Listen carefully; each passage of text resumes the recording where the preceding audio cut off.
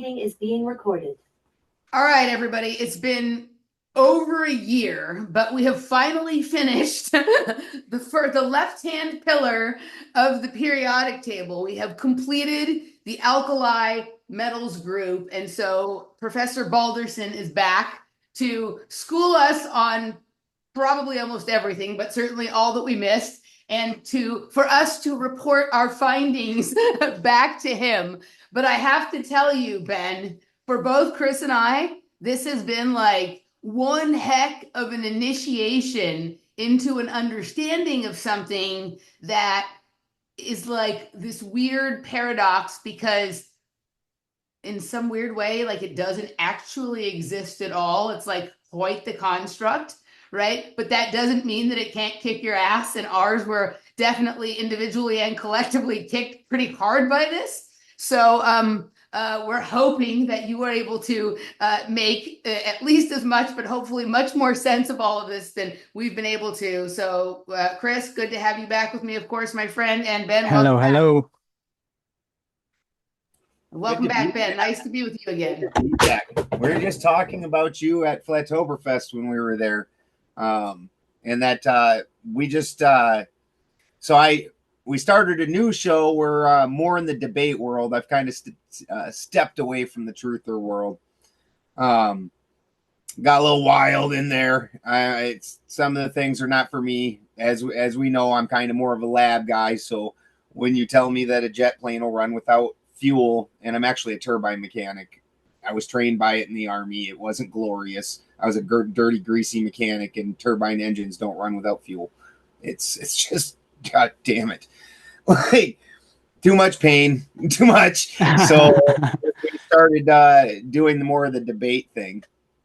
And in doing that, there's Steve Poik. I partnered up with Steve Poikinen, and then Marcus Allen, my usual suspect.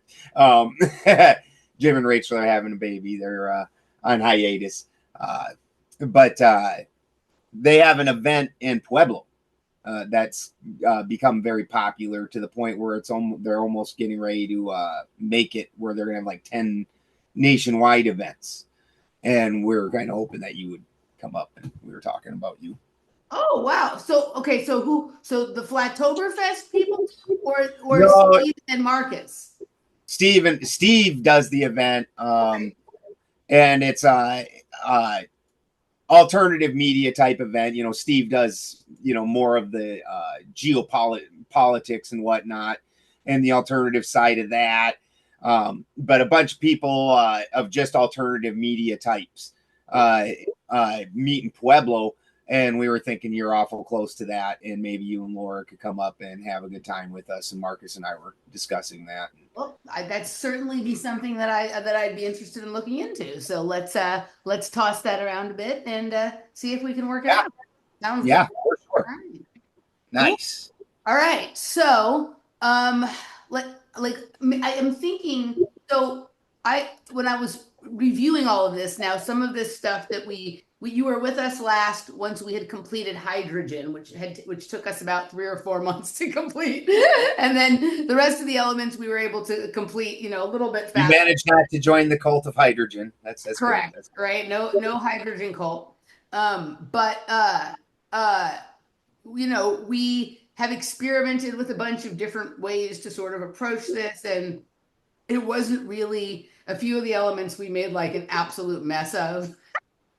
Right. But yeah. I think go ahead.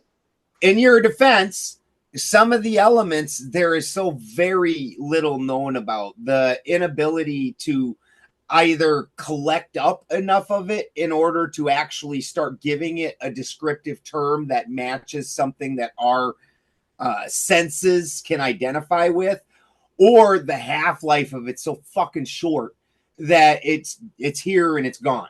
Right. Like, so that's, in your defense, it's not an easy thing to do. So, well, thank you for excusing me or defending me or whatever. What we did notice, or what I felt like finally by the last element of this group, which was Francium, was that like I was a little bit smarter at understanding the elements. Like I still like things that I had learned or pitfalls we had fallen into in the previous elements. Oh, I know what this is, or right on this last one. So now we're like, it's probably much like when someone starts to work in a lab or whatever it is, and they burn themselves and they break shit and they ruin a few $1,000 pieces of equipment or whatever it is. And then after a year, they're finally at the place where like they can be trusted in the lab to not destroy everything if you leave them alone for 5 minutes. So I think we're at that spot, but I'm not sure.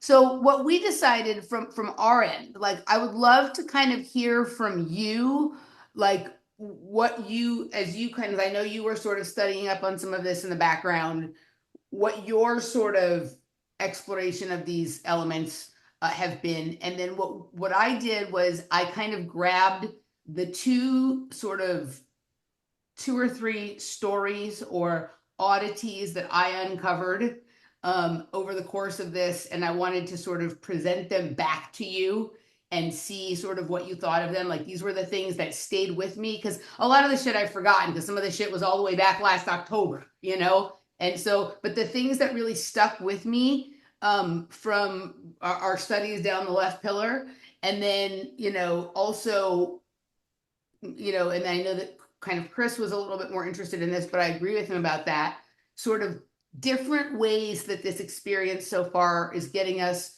to look at what the periodic table actually is, and like other ways to understand it, sort of almost give it like, it helps us to keep our minds in check about it, right? Because it's a fucking real wild world once you get into it.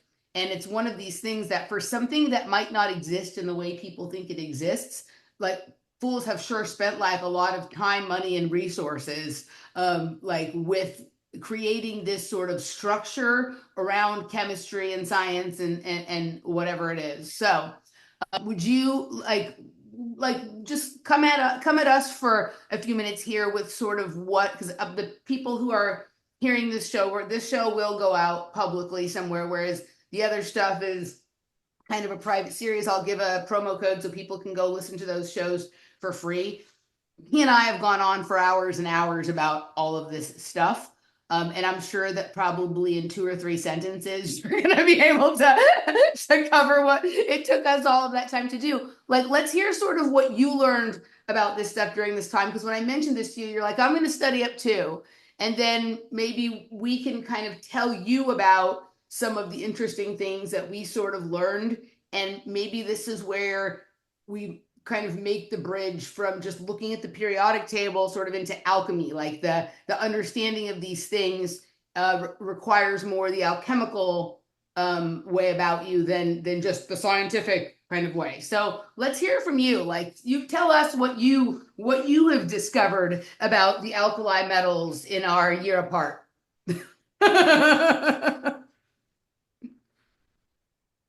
We can't hear you. Now we hear you. Yep. Yeah. I was trying to adjust the cat's always messing with my dang microphone, and I was adjusting, and I must have accidentally hit mute. No worries. Dang cats. Anybody want a free cat? Or 5? Or 10? I already got 3. I think I have the other morning, and it's real bad right now.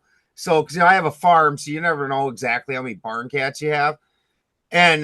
But it's been raining, and it got super cold real early. Like, usually it's not till end of December, January that we really start getting solid rain, and it's cold and kind of, and it's been that way for almost a month now. And I wake up and I look around and I counted like 28 cats, and I was like, what the hell? Because I woke up and I had this heavy feeling, and I'm like, why do I feel so heavy? And it wasn't like one of the dogs laying on me, and it turned out to be like 10 cats or something. They all just wanted the warm spot, and it was like a blanket of cats, and I'm like, why do I have like, what's this weight? Like, ridiculous. You're one of JD Vance's cat ladies, man. You don't get to vote.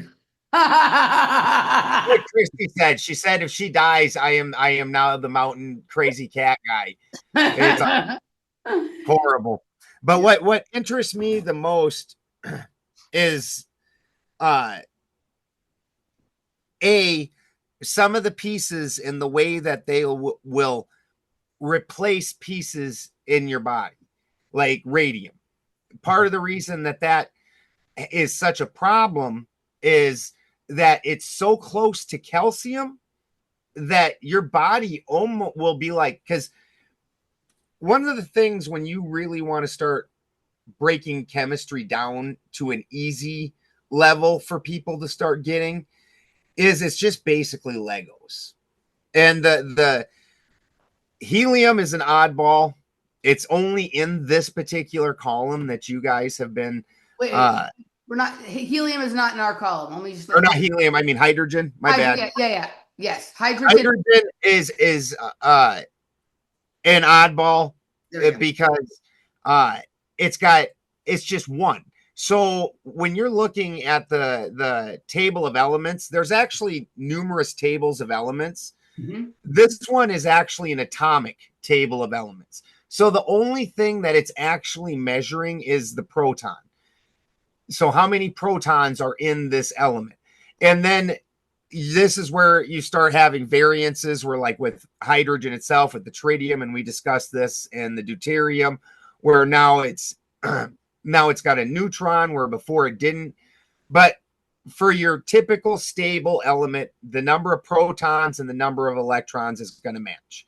So hydrogen is one proton, so it's got one electron in its outer valence shell.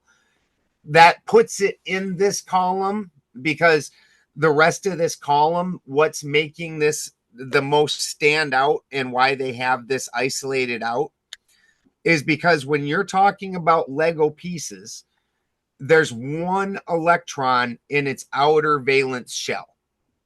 Now, the outer valence shell is the one that is the most readily available to make an easy connection with other things. Now, when you're looking at this system, when it reaches balance, it really wants to have 8 in that valence shell.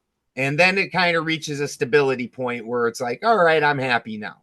Up until that point, it's pretty unstable. It wants to bond with other things and make that valence shell more stable. And so the hydrogen has one. All the rest of these also have one. We have one. Okay. So these are very unstable elements, unstable to the point where you can't keep them around air. You can't ever let them touch water. They have to be kept in a couple of different like inert mineral oils. So that way nothing can actually touch them, because you pull that bugger out in air and all of a sudden it's just going to start reacting immediately. It won't take it very long to be completely gone. It's going to completely oxidize. It's good, and then it's going to start its process of becoming the next things, and then trying to make its way into a salt, things like that. We're going to start the degradation process. So now it's going to be an oxide, no matter which one of these elements it is, because an oxygen's come over and ripped it away. So now it's become an oxide. And so like lithium oxide, whatever, because that electron, this is something that we all need to bear in mind as we're talking about all of this. The electron has a negative mathematical connotation to it. So now that the negative is gone, this thing has become a positive because it's lost some negative power. And so now it needs to lock on to something that has a better negative and balance that out. So this thing becomes positive and it starts drawing toward things with a negative overall polarity. And they're going to want to lock in together. Okay, so it's doing what things in nature do. The negative is attracting to the positive, and what I'm hearing from you about the Lego set, the Legos, is that while a Lego generally is a block, or sometimes they have little pieces that are more interesting, the thing that really makes it a Lego is that little circular thing that clips on to the like hole in the other one. So like that's like the electron that's on the outer valence shell looking for holes to stick themselves into, kind of like other Exactly. things in nature.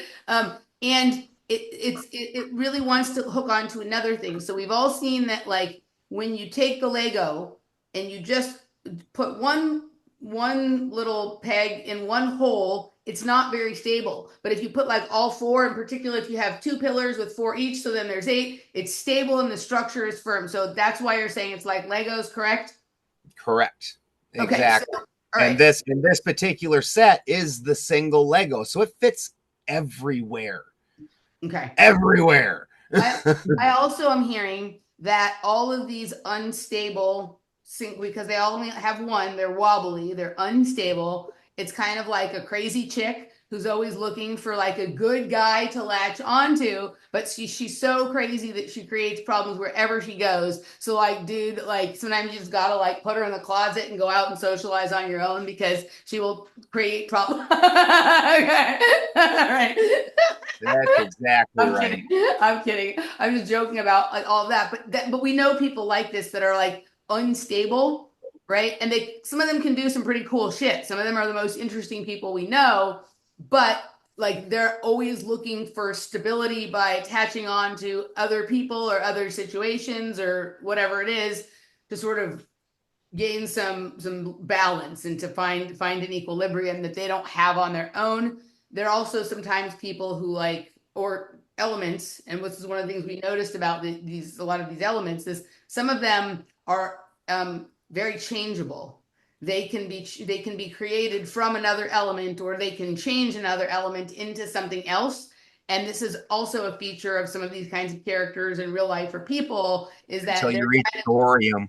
they're kind of chameleon like themselves, or they have such an effect on other people that they change that person. Okay. Just making sure I understood you correctly. I think I did. Any Wait thoughts? till you reach thorium. It Wait till gets ugly. wait till I totally reach thorium. Yeah. Got it. Okay. Okay. All right. So, Chris, did you have anything you wanted to say about that till now, or No, should we let Ben continue? keep going, keep going. Okay, cool.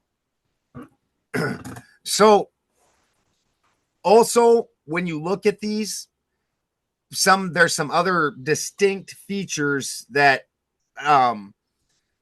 you start seeing that they, because of this, they are very similar. So every one of these is basically cubic in the way that its molecular structure comes out. Very, very interesting. And when you're looking at, if you've ever looked into sacred geometry, the cube is the most masculine type thing. Okay. So each one of these is most cubic. They're almost entirely silverish, or some variant, whether it's described as lustrous gray or silver or something like that. It's all some variation of silver in that vein, and they're all very soft. Yep. So that's super interesting. Now, because these all only have one electron, and oxygen is your great deteriorator. That's gonna start breaking things down right now. It's what oxygen does. Every one of these, if they are exposed to either water or air, is going to have an extraordinarily violent reaction. Now, that electron jump is what's causing that reaction. And anytime it's breaking apart, like especially with water, it's breaking apart the water molecule and stealing the oxygen and releasing hydrogen, because you'll see that in a lot of those, the hydrogen is the release on the reaction. You'll have a flame and then hydrogen as a release, because it's stealing the oxygen jump. And so this is actually a lot of people are going to be familiar with the term thermite. And because of the 9/11 event and things like that, and so when they say things like there was thermite dust and whatnot, that's where you lose me. So thermite is not actually a substance. Thermite is a type of reaction. And it's a reaction where oxygen makes a jump. And anytime oxygen's making a jump, it's an angry reaction. Okay. So some of these we're getting that kind of reaction where it's almost explosive. Yeah, we Like, watched some of the videos of like people dropping it in water or exposing it to things. We definitely watched some of those. Yeah. yeah, it's crazy how harsh these reactions are, and it's because the oxygen is jumping a bond. Okay. So that's what we're talking about is for if in that type of reaction. It's super volatile reaction. Really awesome, right? And then when you start looking at it, you start looking at a lot of these, especially in this soft metal elements, because even in the next row, this is a lot of your body, whole lot of it. Mm-hmm. Like the oxidized versions of these are a lot of times one of the most prevalent elements in your body. Yep. It's so the way these things are interacting together, super interesting. And then again, for me, the ones that we shouldn't necessarily be interacting, but your body can't really understand the difference, like you're at your rubidium, Mm-hmm. where your body's like, it's close enough. I'll use it. It's good. And then you end up with freaking bone cancer, and you're like, your body's like, well, maybe that piece didn't fit as well as I thought it did. I don't understand. So why didn't that fit exactly? And some of these things are going to be the keys to understanding the side effects that we get out of modern medicine. Yeah. Where it's just slight variations in how these things are structured and the way they connect up to your receptors that are causing your body to either run great or it's like, nah, this is something made in Japan. This thing ain't gonna work for shit. It fit in the spot, but it's not working. Like, so that's the key to that, because when you look at the chemistry of the pharmaceutical industry, that's their biggest problem is that they've got to take a natural element, they've got to slightly vary the structuring of it into something that's not natural in order so they can patent it. To patent it. Yeah. But then now that you've done that, the Lego don't fit right. It's not quite as simple as just the Lego. There's something more behind that, obviously, then that's interacting. And this very first list, highly electric, highly conductive. So, like when you look at lithium, the number one on that, one of the most famous things for lithium in the human body is that there was lakes that they would go have crazy people soak in that were hearing voices and whatnot. Well, it turns out them were lithium heavy lakes, and their bodies were making these lithium exchanges and soaking that in, and it was creating a heavier balance. You've got to imagine it had to have increased their electroconductivity, which is a huge problem, especially on the next one, also sodium. We're talking heavy electroconductivity control between your cellular membranes. Yeah, it's so interesting you're saying this too, because I've been recently looking a lot into everything around the biodigital convergence stuff that's going on with all the technocracy that's starting to come into play. And all of the biosensors they're making, I was reading that they want it to be as alkaline as possible. So that would make total sense. So they're trying to make it match like this row of elements that are actually in our body and replace those with biosensors that seem natural to the body, and your body will uptake it as if it's part of yourself. Yeah. And it's dangerous because they never know how it's going to react, basically. It reminds me of that movie with Keanu Reeves. I've actually seen a movie, Emily, and I know you had to have seen that, where they freak out every time they upload the person into the construct because it's not made out of the same things we are. It loses its shit and kills itself within like a minute, and they're like, no, we need a body. It's got to have that part. That's important. The way this thing's functioning. It's not just a basic machine. I haven't seen this movie. Wow! I win one. So, okay, let me just make sure I understand what you were saying. So, crazy people that they like to call crazy, but I'm not certain that they are. So we're talking schizophrenics and bipolars. They're having them go sit in the lithium baths, the lakes or the inland seas that have a lot, like, so out by the Salton Sea is where there's a huge lithium mine in California. That was pretty much where we went. A lot of the show that we did about, I think we did only one, did we do one or two shows about lithium? We might have been two, I can't remember. I think just we did one. We did one. So you're saying that that sitting in the lithium baths is helping to calm the quiet voices, but it's fucking up their electrical conductivity, and they're having other problems, whether that be cancer, or they're over kind of getting an over amplification. Like, what? I just want to make sure I'm clear on what you're saying. No, the lithium. What the lithium's doing is, so apparently these people must have had some shortage somewhere where they were short on lithium. Yes. And because of that, you start losing your electroconductivity. Okay, so that this replaced their conductivity. The reason it helped them is because it got it. Okay, I just wanted to make sure I understood that. Although lithium, if you take it, interestingly enough, if you are not hydrated enough, it jacks it up. You will lose your shit also. You'll have seizures and everything. Well, you see this with some people who are bipolar and schizophrenic, that, or whatever it is, that they go on lithium, and if they do a good job at like taking it regularly and staying on the thing, it does seem to quiet all of that stuff.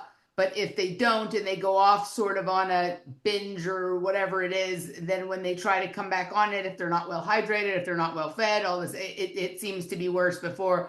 Yeah, I've definitely seen all of that for sure. The Salton Sea was like super famous for its healing waters, right? There was a time when all of the wealthy people from Hollywood had homes on the Salton Sea, and now it's like literally a dried up puddle that smells like fish.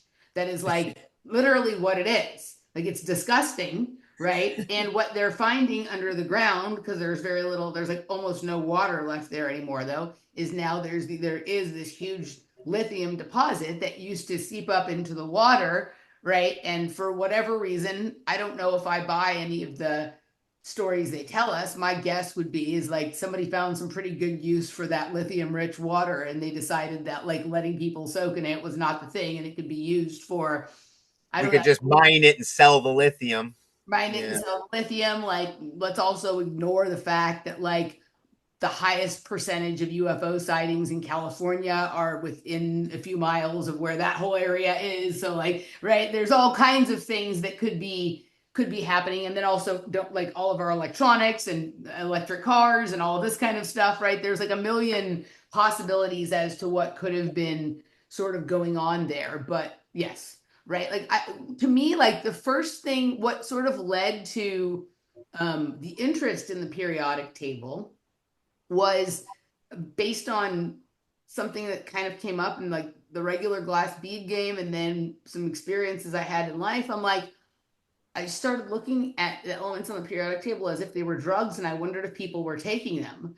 And so I did a search to see. I was looking mostly at rhodium because my catalytic converter had been stolen from my car, because I had a Prius and it was stolen. And while I was researching the rash of theft of catalytic converters in my neighborhood, there was an article about it, and it talked about it being worth $200 a gram. And I'm like, oh, that sounds like some drugs that I know, right? And they were saying how most of the thefts were taking place near the lake, right? And I have noticed a couple of, like, this was the sort of fantasy I came up with, was that some of these, quote, homeless people or graffiti taggers that like to hang around the lake, they ride those stupid little scooters, some of them, you know, those like birds and the limes. You see them, I'm sure, when you travel to a city and everyone's rolling around on these stupid scooters. A lot of these scooters ended up in the water. So my fantasy was that the homeless fools were getting high on rhodium and driving the scooters, which have electricity on them because they're electric scooters, into the water to catapult themselves into another dimension. Right? Have you read the book called Mistborn? No. You need to read it. Who's that? Okay, Mistborn book. Yeah, it's a trilogy, and I've always found it fascinating. Actually, the way this guy really got his name was if you've ever heard of the Wheel of Time, which is huge, right? He's the guy who finished it. When Robert Jordan died, he's the one who finished it for him. He had this small series that was on his own. Now he's a big, author, but before this, he had a small series and it was called Mistborn. And there were certain people that could take in elements and they would burn them. And when they burnt them inside their body, they could burn them faster than other people would. Yep. And when this happened, you always say, did I freeze up? You're good. We can hear you. You're good. You're good. Okay. When they would burn these, it would give them near magical abilities. So depending on which element it was that you were burning, you could do different things like become super light or super fast or whatever. And then there was a couple people that could burn multiple elements, but most people just singular. Super fascinating series. I've always found it really interesting and kind of matched it to these ideas. And I think that's basically where you were going with this. Yep. And like there was some that would control time, things like that. Super interesting. And but then you had to refill yourself. You would burn that element completely out of your body, and then you couldn't do it anymore. And so they would have to carry around little bioavailable shots of these elements to give themselves to re-up, so they would have them. And like I know that, like myself, I live on the mountain, and because of that, I burn through magnesium way worse than normal people. I'm not a big vitamin taker or supplementer myself. I'm a full believer that if you're eating a nutritious, mineral heavy diet, you don't need those supplementations. But because of the amount of magnesium I burn through in order to get up and down a mountain, I just have to take in extra amounts of that. But I can go up and down a mountain way more than other people. And it's really just a heightened version of that same concept. Yeah. So a couple of things. So when I was doing the researches on this, I was literally trying to find out online if anybody had ever taken rhodium as a drug. And I found my way into a message board or a chat room where people were talking about that. And at a certain point, I mean, I didn't chat with them, but I read all their things. And at a certain point, they were like, we can't talk about this anymore. We have to move to a private conversation about this. So my guess is that there are people that are definitely doing what you're talking about. All of these books that are presented to us as science fiction, they're not. Like they're not. Like there might be some small dramatization of them, but it's funny, these shows keep coming up, but there's a series of movies on Netflix that Jamie Foxx made over the last couple of years, and all of them are pretty important to the sort of group of topics that I've been talking about over the last couple of years.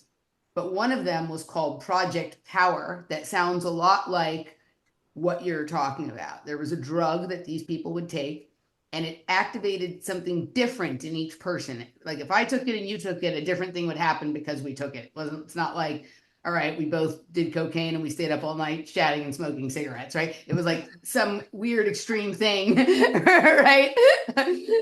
Some weird extreme thing would happen to each person, but it was kind of different. So it's sort of like what you were talking about. And this is, I mean, I think essentially like part of why I undertook this periodic table thing was because of that discovery, and because I realized that what bloodlines are, like the things that like people who sort of arrange marriages, not like necessarily in the Indian sense, though that also in that sense too, but like within secret societies or certain groups or whatever it is, they are paying attention it isn't so much about like, oh, we have this family crest and we're rich and we have fancy paintings and, you know, marble floors in our house. It's about being mindful of the trace elements that exist and in what proportion in your blood, and who you want to mix that with in order to maintain certain things, in order to enhance or amplify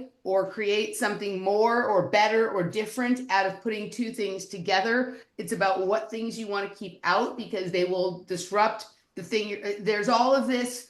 You're gonna start sounding like a eugenicist now. We'll get in real trouble. Well, you know, like I'm not saying that I advocate for the amount of like secrecy and intervention that has happened because of it, but I do advocate that people remove their judgment, if only for the exercise of trying to get a more clear picture of what was actually going on. And then once you have the picture, then you can reintroduce your judgment, and I'm not opposed to that. But well,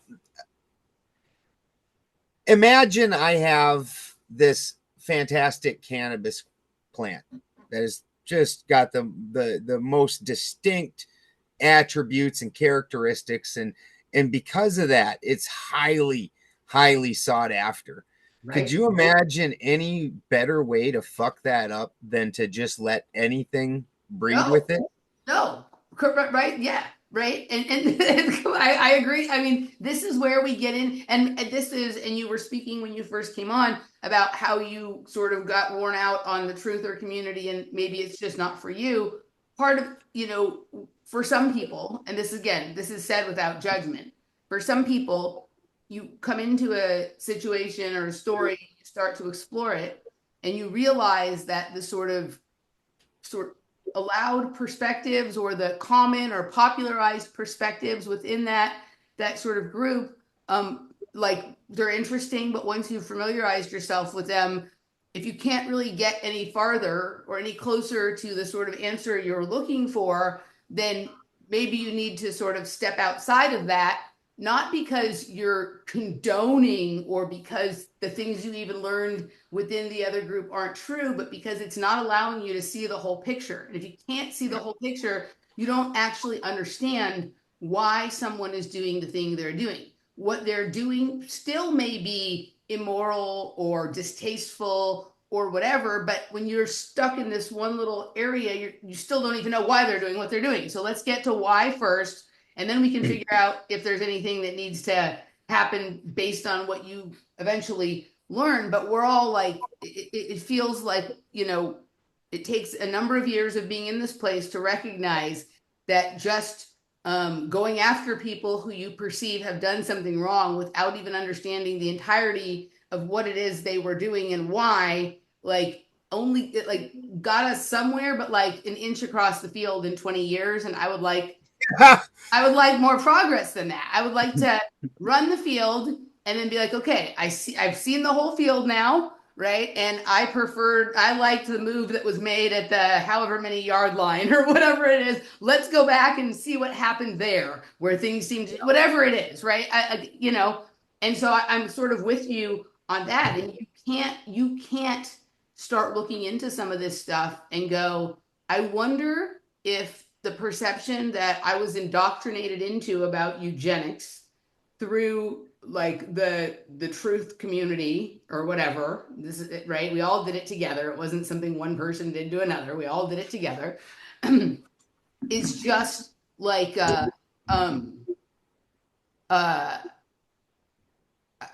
wonder if it's true, but not the point. Right? Like, okay, like it's true. There may have been people practicing eugenics. Great. There are people practicing eugenics.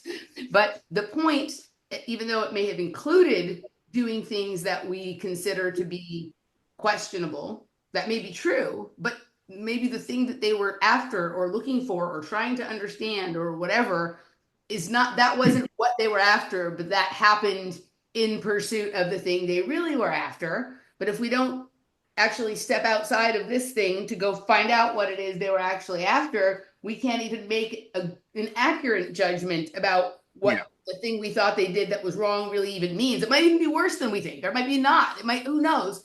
But like, I just realized that I hadn't I couldn't see the forest for the trees. And so I had to decide to suspend my judgment until I was familiar with the forest. And then Yeah. after I understood what all the trees that existed in the forest, then I could I could make a judgment on the individual trees. But until then, I just can't, right? And this I gets into it, right? I So think too part of this was especially with you could see it easily with the eugenics. It's like so many people, especially like in the truther movement, will go to there and stop there and not realize that really the problem is in eugenics it's dysgenics. It's like when people are being targeted to have their genes and DNA messed with purposefully because that's going against their free will, as opposed to Yeah. if people want to just select someone who they think is best suited for themselves to be with and procreate with, that shouldn't be an issue. No, it shouldn't. And it's super interesting because obviously I'm an Odinist, and most people know that. So if you get away from the LARPers and the ones that are just getting drunk and dressing up and having orgies, that wasn't at all how heathen people acted. And if even the enemies of the heathen people, the Romans, if you read Germania, those people, he's like, it's amazing. They're these giant physical specimens and they all look the same. Basically, it's a very uniform thing. He's like, and they will not breed with other people. They refuse. They didn't go around raping and pillaging and grabbing wives. They refused that kind of thing. They would only intermix with themselves. And he in the description he even gave negatives to the society, what he deemed negatives anyways. So it's not like he was just glorifying. But I think that there's been a very purposeful break in that, because you go back, this whole thing was kind of, you would have to add in where the Catholic Church has decided that, if you're a second cousin or something, that's now somehow weird, and it's fine for the royal families. Mhm. Well, the whole thing is genetic defects don't show up from interbreeding amongst people that are loosely related. I'm not saying go out and date your sister or something, but people who are loosely related. Well, you're keeping a very similar gene pool, and we do this with animals. This happens in the wild, Yeah. and It's very natural. it's very natural. And even as a human, until we lived in these giant cities, when we lived in villages, what other girls would you know? Of course, the girls you had a crush on was your second cousin that you saw over there. That of course that's how it worked. Yeah. And it's not until the cat. You could even think who you're attracted to. Like you're attracted to someone who has more of like a Who look traditional like you. beautiful look, or like a look that and that's, they're more fit usually. Like that's what it is. I mean, that's the I was definition of just what we're gonna say, talking about. think about how many couples you know who aren't necessarily related, but sort of look alike to begin with, and then even grow to look more and more alike as they age and over time. Yeah. It's evidence of that being part of our nature, Yeah. Yeah. right? And you want little kids that look like you. You love your parents. You thought your mom was beautiful. You thought your dad was handsome. Like, this is all very natural. And the church came in and said, no, but it's not for the poors. And it still allowed it for the wealthy and the royals. It's a very interesting thing. And since then, just all around people, that because it's become such an uncomfortable subject that people don't want to delve into it in any way, shape, or form. So we should probably get back to elements. Let's do it. Okay. Continue with your lesson, Professor Balderson. Here. So back to helium. Helium. Oh, also a thing with all of or hydrogen. And what I meant to say, I don't know why I'm doing that today. That's funny. They're all paramagnetic. So that's also an interesting thing to understand. As the way these things are interacting with the different forces is key to understanding chemistry. Because honestly, a lot of people think that an electron microscope is something that you can see electrons with, and that's not at all what's going on there. You're firing electrons at a space, and looking at the space where it's bouncing, where it can't penetrate out. And so there's a lot of these things that, like the molecular structure. No, can you see? Or do we have evolved enough equipment to see something like that? No, because even when you say electron microscope, you're not looking at an electron. The proton's the only thing that really has weight. That's part of why they started the atomic table of elements. Anyways, lithium, super interesting. I meant to start with lithium, or go back to lithium, and that because lithium was your first nuclear reaction. All right. Now, when they say a nuclear reaction, and this is something I don't know if you guys have decided to look at this yet, but have you started looking at the decay chains? Yes, what the things they change into as they break down? Yes, transmutation. Yes. So when we're talking about a nuclear reaction, this just means that this thing is dropping off its positive energies, right? It's dropping off its ions. It's throwing out this ionic energy. And so this one's a super easy thing to get to react.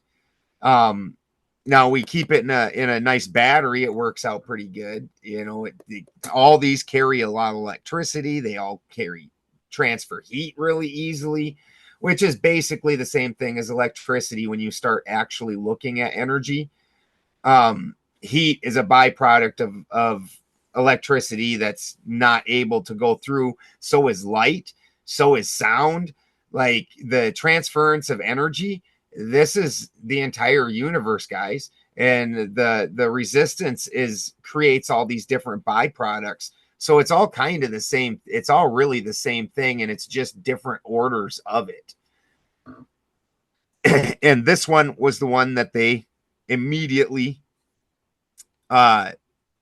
picked up for getting an easy nuclear reaction. But once you have this, just like when you oxidize, now you have this negative. Well, it's trying to balance itself out.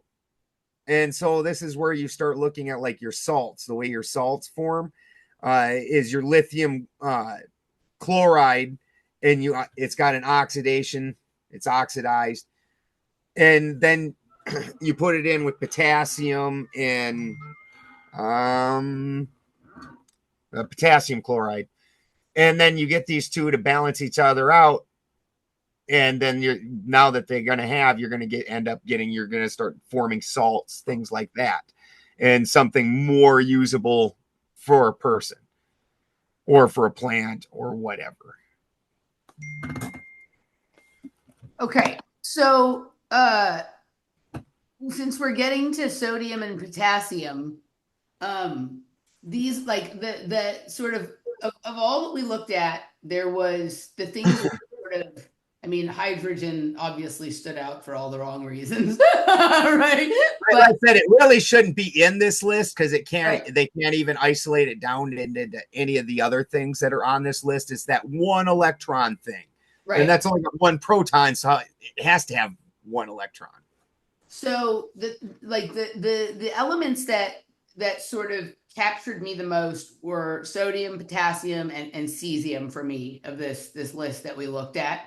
And what I learned about them sort of, for me, told me more about alchemy as a whole, really, than it was than it told me about like a bunch of new information about sodium, potassium, or cesium.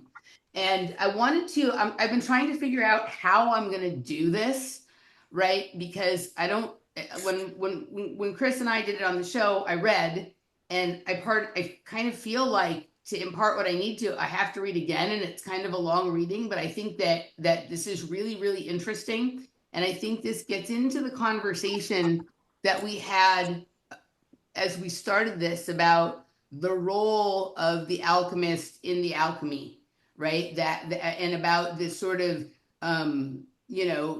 some stuff works differently for different people. Like there isn't just like no sort of skin in the game. There's a reason sometimes why one person can't reproduce what another person did. And it isn't always because they did it wrong. Sometimes it's because like they're literally part of the alchemy, and what you're bringing to it is different than even what a well-intentioned person trying to replicate what you did would do. And then also the way some of these elements work together, and then like getting into sort of the Walter Russell explanation of things, which we sometimes looked to when we were struggling with an element.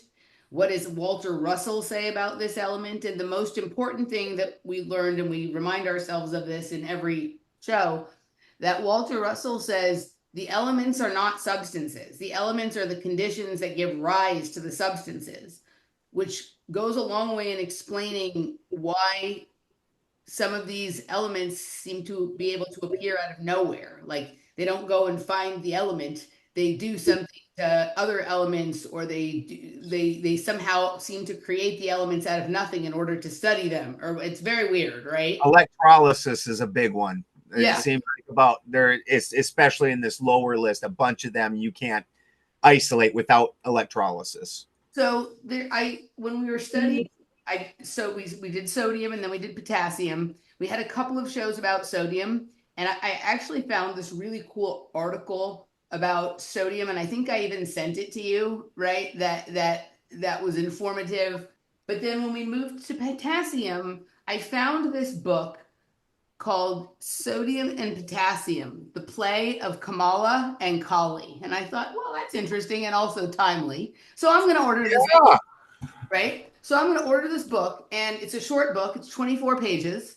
And so I read it, and I'm going to read kind of a lot of it here to you, and because I think this will be informative for our audience. And I also want to get your thoughts on it and see, like sort of ask you if this makes sense on the level that I think this makes sense. So, Chris, sorry to bore you with something that you've already heard me say. And for those who listened to the original shows, again, but since other people are going to get this, I'm going to read quite a bit. So I'm not going to read the first half of this short book, but because I think if I'm remembering right, there was even a lot of astrological kind of connections too, even like with the scorpion and that was stuff, the right? sodium. Oh, well, there's the scorpion thing in here, Yeah. but the other guy was the Greek astrologer. Okay, so the first half of the book is about these two Indian medical or chemistry students who went on like a sightseeing tour to this valley that has like beautiful flowers at a certain time of year, right? And they were taking pictures of the flowers, and they got separated from the group, and it got dark out, and they didn't get to make their way back to camp, and they were lost in this sort of area. And they found their way to, they saw a fire burning in the distance, and so they found their way to this cave where a swami was meditating, and they ended up spending the night with this swami and had a really interesting experience. So I'm going to start at the place where the sort of the experience and the alchemy lesson begins. Okay. All right.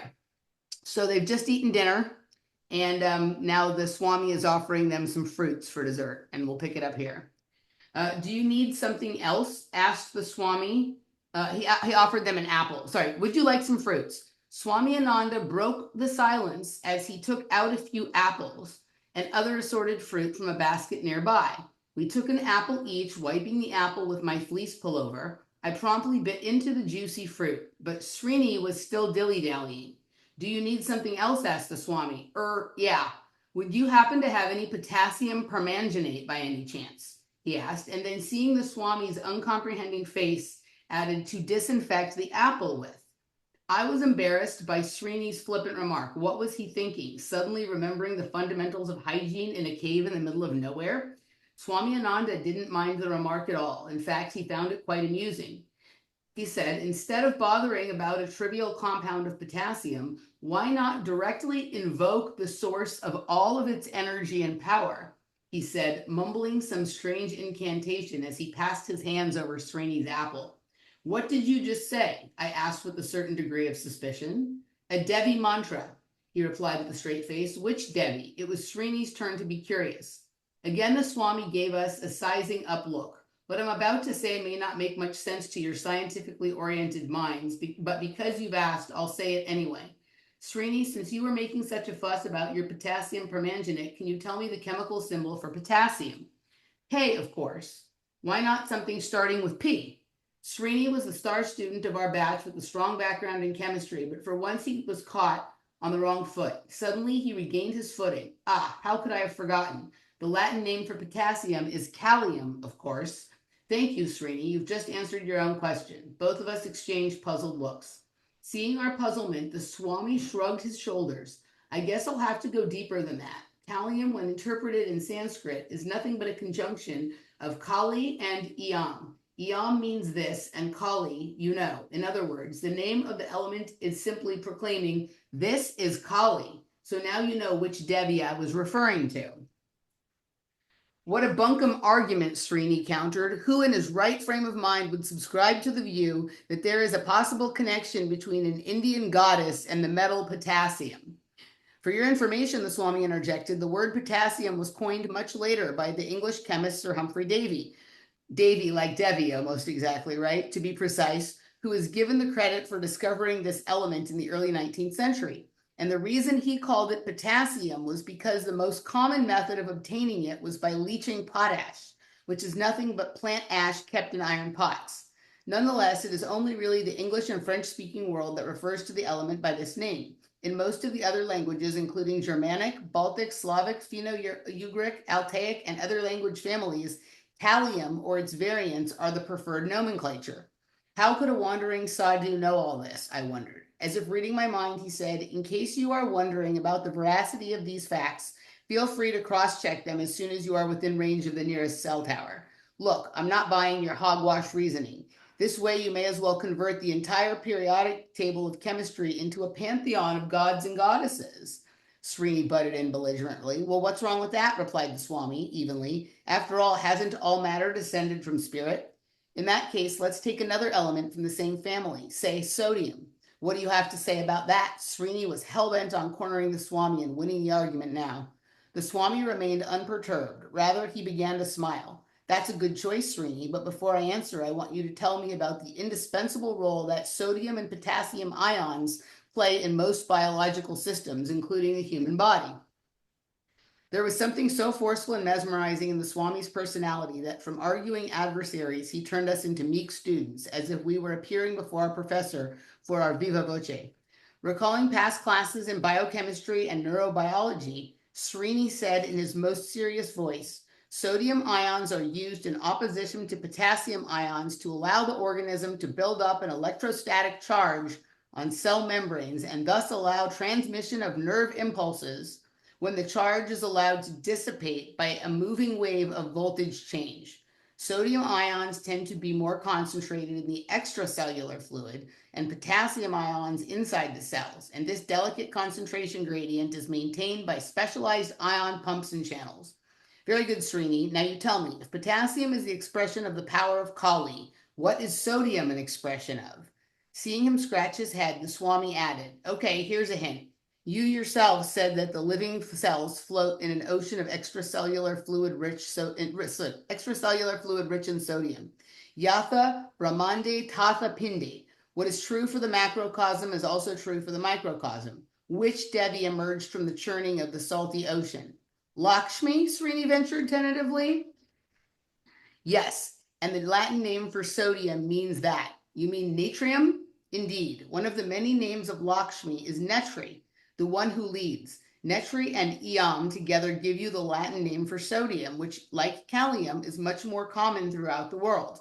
This sounds really far-fetched, I protested. Not really, if you see Lakshmi and Kali not just as heavenly goddesses, but two fundamental forces operating at every level and dimension of creation.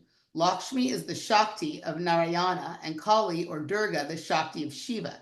The two represent the opposing forces of stability and change, preservation and destruction, which are necessary for creation to sustain itself. My guru Swami Niranjan used to illustrate this with a nice example. If you have a piece of land that you wish to convert into a beautiful garden, the first step is to clear the land of all unwanted things like weeds and rocks. Then you must till the land and prepare it for its forthcoming role. This process of destruction, change, and transformation is governed by the force of Kali, and once it is complete, the benign energy of Lakshmi takes over. You plant different seeds, nurture them with water and manure until they blossom into beautiful plants. The same principle applies from the cosmic level down to the cellular level. At all levels, Lakshmi represents attainment, fulfillment, satisfaction, and contentment. Like you said, everything eventually turns to salt, right? I still remember what my Param Guru, Swami Satyananda, said in one of his satsangs during the annual Sita Kalyanam festival. If your ordinary mother can give you so much love, this goes to what you were just saying a second ago too. If your ordinary mother can give you so much love, care, and thought for your well-being, just think what the divine mother can do. She has an immense number of children, and she looks after the growth of the trees, animals, and people, as well as everything else in creation. Everything is Lakshmi. The grass, flowers, cows, and children all grow, and they are hers. One of his last mandates to Swami Niranjan before attaining Mahamashmati was to start the tradition of the annual Sri Lakshmi Narayana Yajna in Munger.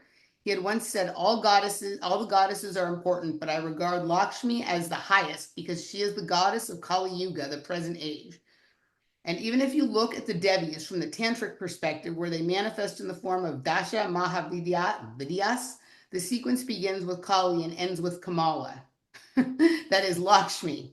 The two of them together complete the circle, so to speak. With that remark, he fell silent for a few moments. It felt as if he was inwardly communing with the goddesses he had been speaking of. Then, perhaps feeling that the discussion had become too weighty, he said in a lighter vein, so the next time you reach out for the salt shaker, do spare a thought for Mother Lakshmi. I still felt that all this talk had been more fictional than factual, more pseudoscience than solid science, but out of respect for our host and his gurus, I kept my doubts to myself. It was getting late as well, and we were feeling sleepy. The Swami tossed a few more pieces of wood into the fire, and while he tended the fire, we went inside the little cave and got into our sleeping bags. A few minutes later, Srini got up to take a leap. Make sure you put on your shoes before you go off into the bushes. There are quite a few scorpions and snakes around this place, warned the Swami from his fireside seat. Okay, Srini grunted, but when he couldn't find his shoes, he started walking barefoot anyway. Less than a minute later, we heard him scream aloud in pain. Both of us rushed to his aid. As we shone our flashlights in his direction, we saw him lying on the ground, writhing in agony. We looked towards his bare feet. He had accidentally stepped upon a nest of scorpions, and when I saw them scurrying off in the light of our torches, my heart sank. They were big ones with potentially lethal venom, and examining Srini's feet, we found that he had been stung by at least a half a dozen of them. I tried to recall the appropriate emergency procedures for such a situation, but my panic-stricken mind drew a blank. I looked at Srini's face. He was having difficulty in breathing and seemed to be sinking into anaphylactic shock. I knew that the venom of most scorpions and snakes contained neurotoxins which disrupted the functioning of specific neural pathways. But here under the open Himalayan sky with no antidotes or medicines at hand, I didn't know what to do. Quick, grab his feet while I grab his shoulders. We must carry him back to the cave, the Swami commanded. Back in the cave, he laid Srini down and proceeded to examine him carefully in the light of the fire. Srini's cries of agony were unbearable, and I was paralyzed by an acute sense of fear and foreboding. The Swami, on the other hand, was in total control of himself and the situation. He looked around for a sharp object, and not finding anything else, settled on a big needle. Placing it in his hands, he sterilized it in the fire, and after mumbling something, did some incisions on Srini's feet. Then he passed his hands over Srini's body a few times, still mumbling the same incantation. The only familiar word I could catch was Kali. Soon Srini's cries of pain reduced in intensity, and in 10 minutes he wasn't even groaning anymore. Half an hour later, a slight smile broke on his wan face. I never felt so relieved and grateful in my life. The object of my gratitude was as self-composed as ever. He is out of danger, but nonetheless, we should take turns to keep vigil tonight. You better get some sleep now. I'll wake you up later. I flatly refused, and both of us ended up keeping vigil that night. In the bargain, I got to hear more stories about the Swami and his illustrious gurus. Yes, they had definitely earned my respect and admiration. The sun rose over the eastern snow-capped peaks, and the first sliver of sunlight entering our cave jolted me out of the nap I had fallen into. The Swami was outside the cave practicing his asanas and pranayamas, and Srini was blissfully asleep. I gently nudged him awake. He looked fighting fit. Last night's dreadful episode just seemed like a bad nightmare. I had never seen such a remarkable recovery in a venom case. I asked the Swami more than once to share his mysterious technique, but he just smiled and said, better to leave some secrets untold so you can enjoy some magic in your lives. After a quick breakfast, we were ready to make our way back to Gangaria. The Swami graciously accompanied us some way to ensure that we got back on the right trail. It was time to say goodbye. Words failed us. It was Srini who again broke the awkward silence.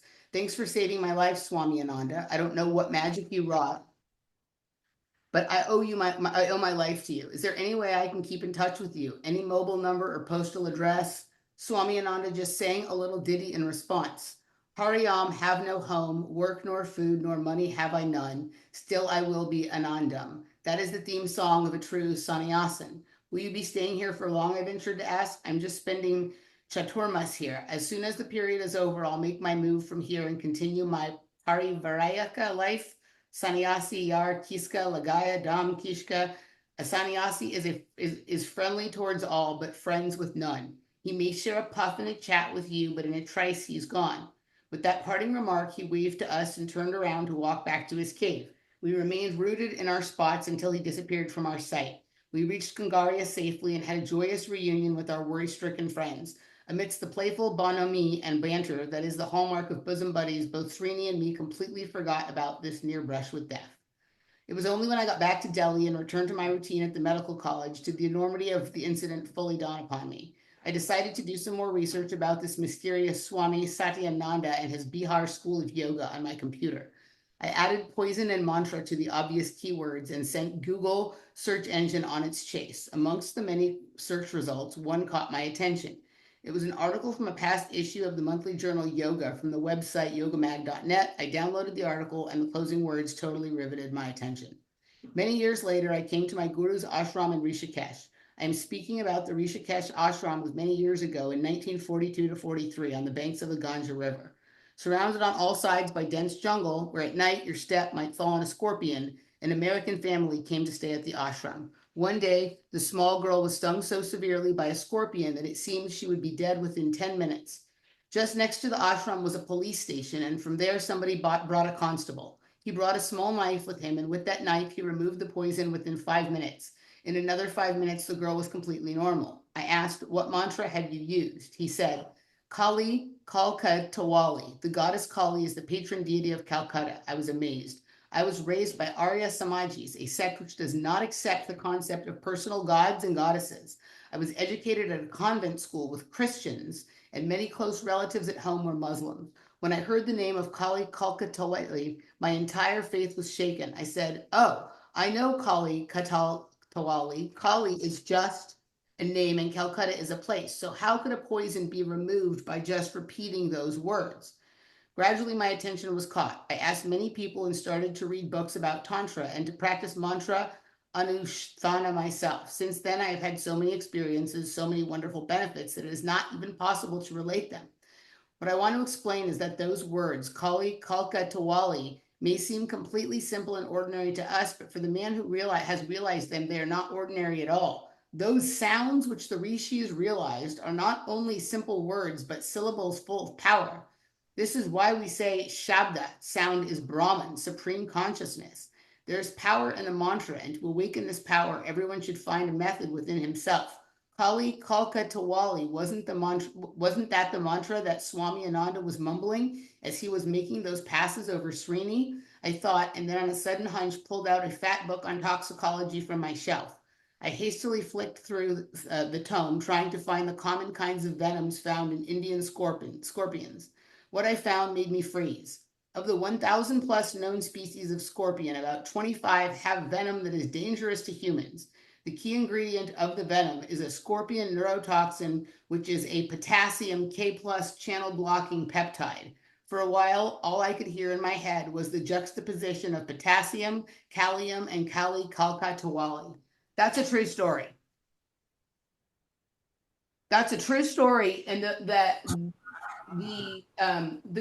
Swami was the student of the guy who insisted that yoga was a science and not just a mystical practice. No, that's fucking fantastic. That is fantastic. And the start of it brings me right back to decay chains. Can you pull up like a uranium decay chain? Yeah.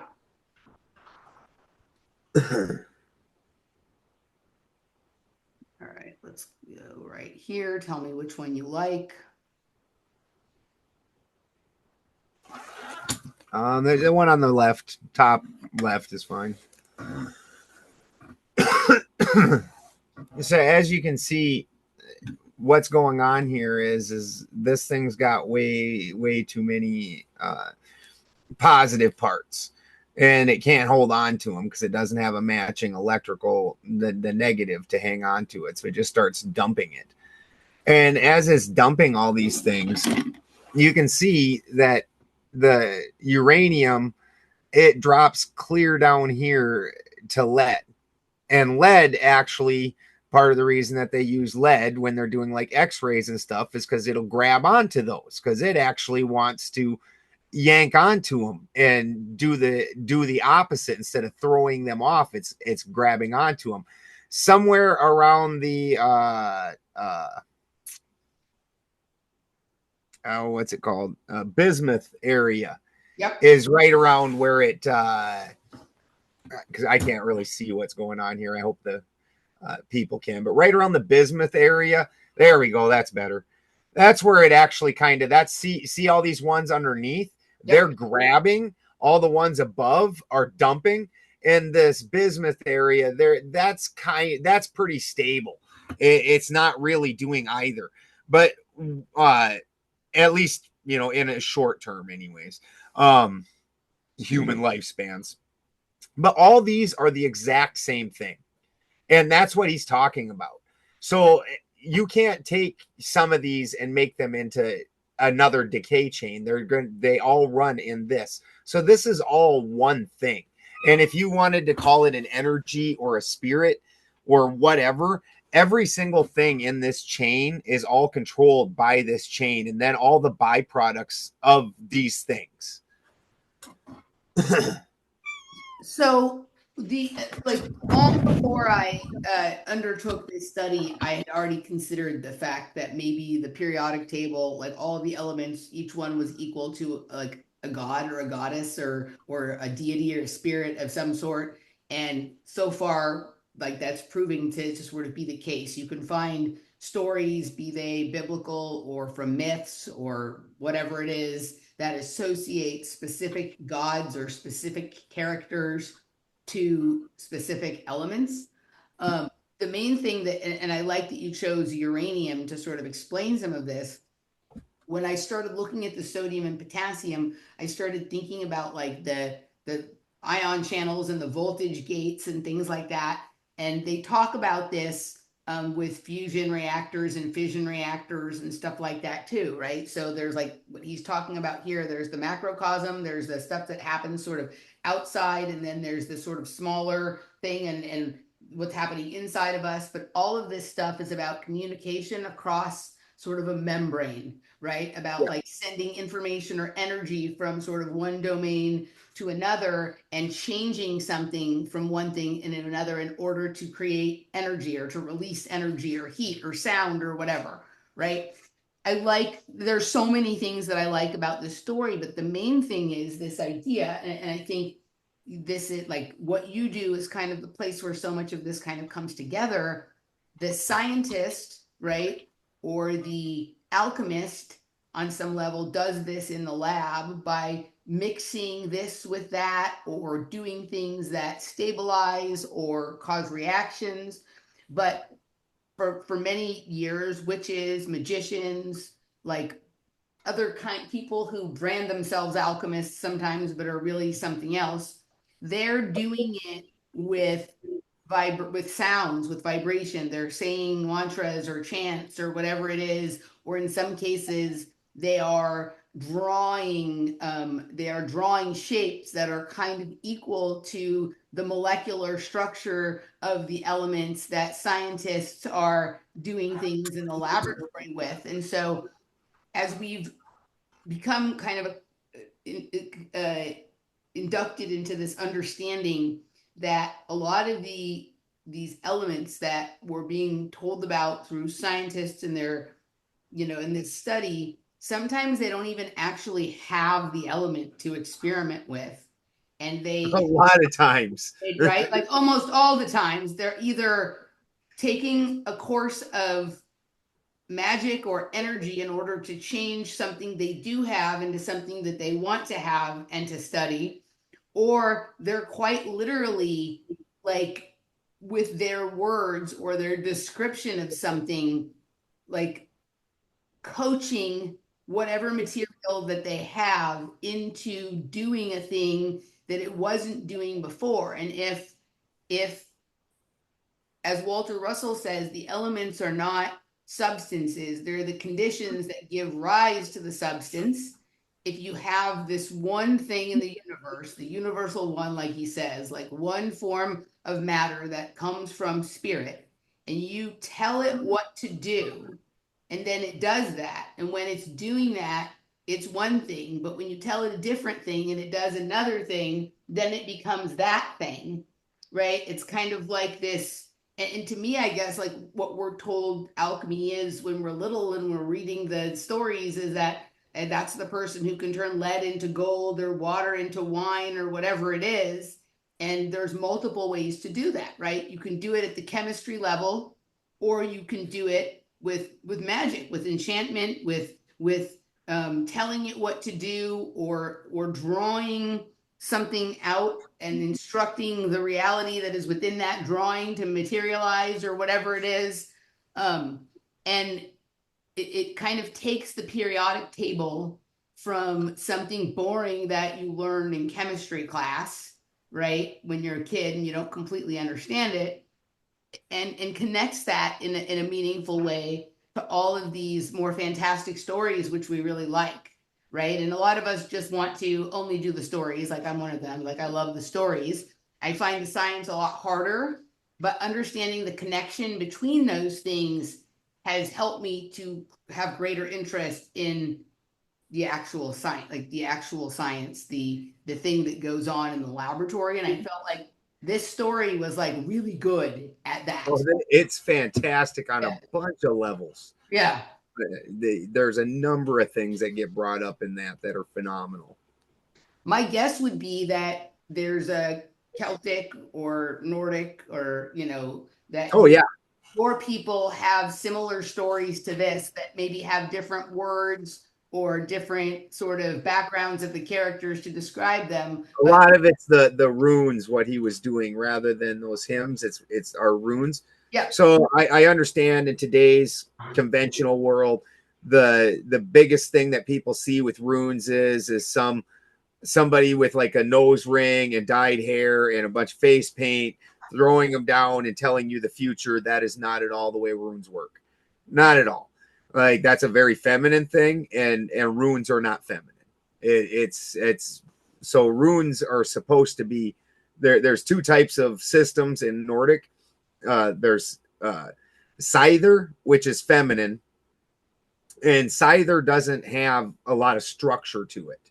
It's very powerful. It's very monkey's paw, is what is the best way I can describe it.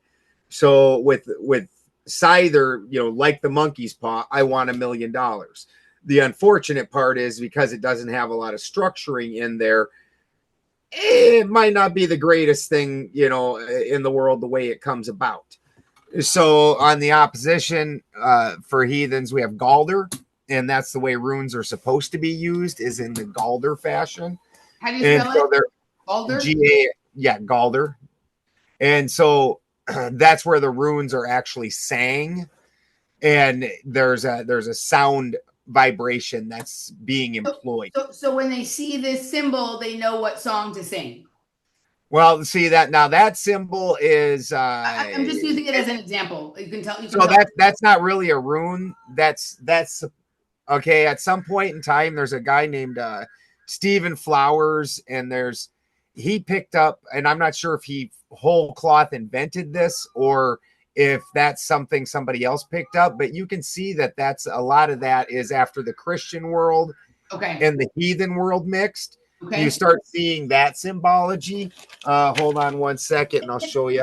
Okay, I'm going to say, show me one that you like. Yeah. Well, I'll show you where you can see how that ideal is. So let me ask you this. Is the rune the song, or is the rune the notes to this for the song, like the different. Yeah, the different notes, the different Okay, got words, it, the got it. different components. I don't know where my Goetia is. Christy's better at getting things out of the books area than I am. But if you look at the Goetia, you start seeing that the symbols that they're making look very, very crazy similar to that one was called the Helm of Awe that you're looking at. Okay. That you pulled up, and then the one with the more differing shapes. So go over to the seal over here. This is the seals. Yeah, pull up one of the seals, and you start seeing that in the way these seals are constructed. This is more along the lines of what we have going on there. Okay. So a lot of people will openly say that that's more Goetic, where Goetic and Nordic, like there was some type of a mix that happened with that, Okay. as opposed to just Runic. So runes, just type in Elder Futhark, and the Elder Futhark is your original system. That ends up changing also after bumping in with Rome. Then you start seeing a couple of systems appear. One of them is called the Younger Futhark, and the other one's called the Futh Orc. Okay. And the Younger Futhark's only 16 characters. The Futh Orc is 32 characters. So this is the original three sets of 8 system characters. And this is this gets sang very similarly, and there's gods tied to each one of these runes also. Okay. Yeah, I use that upward arrow in my logo. It's actually tier, I think. Yeah, tier. Yeah. That's my logo, actually. Mine's on my YouTube when I made it with my name. Yeah. Okay. Very nice. There's a I have to be exactly who I am for just a second. There's a tennis player named Holger Rune, right? Rune. And he has to be one of the most sort of enigmatic, interesting young tennis players out there. Because he can go into these like God modes, right? Unbeatable, just like wiped out Novak Djokovic one time, right? On a indoor hard court in this way that is like, well, fuck, this kid's gonna be like the next champion next year. And then other times he like looks like he doesn't know how to play tennis, right? And but like it almost feels like when the conditions are right for him to do his magic or to do his song or his chant or whatever it is, like he's like whether he's doing it intentionally or knows it or not, his being invokes this sort of runic type of energy that when the situation is correct for it is like, well, damn, that's some powerful magic, right? But when he's like not in, like, you know, if you put like the Nordic people in the Saharan desert or something like that, right? Like it just doesn't go as well. And I always like when I'm thinking about the sort of magic associated with, you know, the culture that you come from or the runes or whatever, like I see him as like a modern day sort of like Icelandic or Celtic. Right. It's yeah. I'll show him. Yeah, hold on. That's awesome. Holger Rune. There was this interesting tennis exhibition called the Six Kings Slam. It was held in Saudi Arabia, right? Because Saudi Arabia is trying to join the rest of the world and overcome its. Oh yeah, he's a good-looking guy. Whatever it is, right? But he was part of it, and they made this really interesting commercial for it, the trailer, and the character that they had him all dressed up in, like you would like it was that very Celtic or, you know, sort of Nordic. I don't know. I'm getting them all mixed up, but it looked like a person who is dressed in the regalia of what I imagine your people look like when they're doing their thing. Right.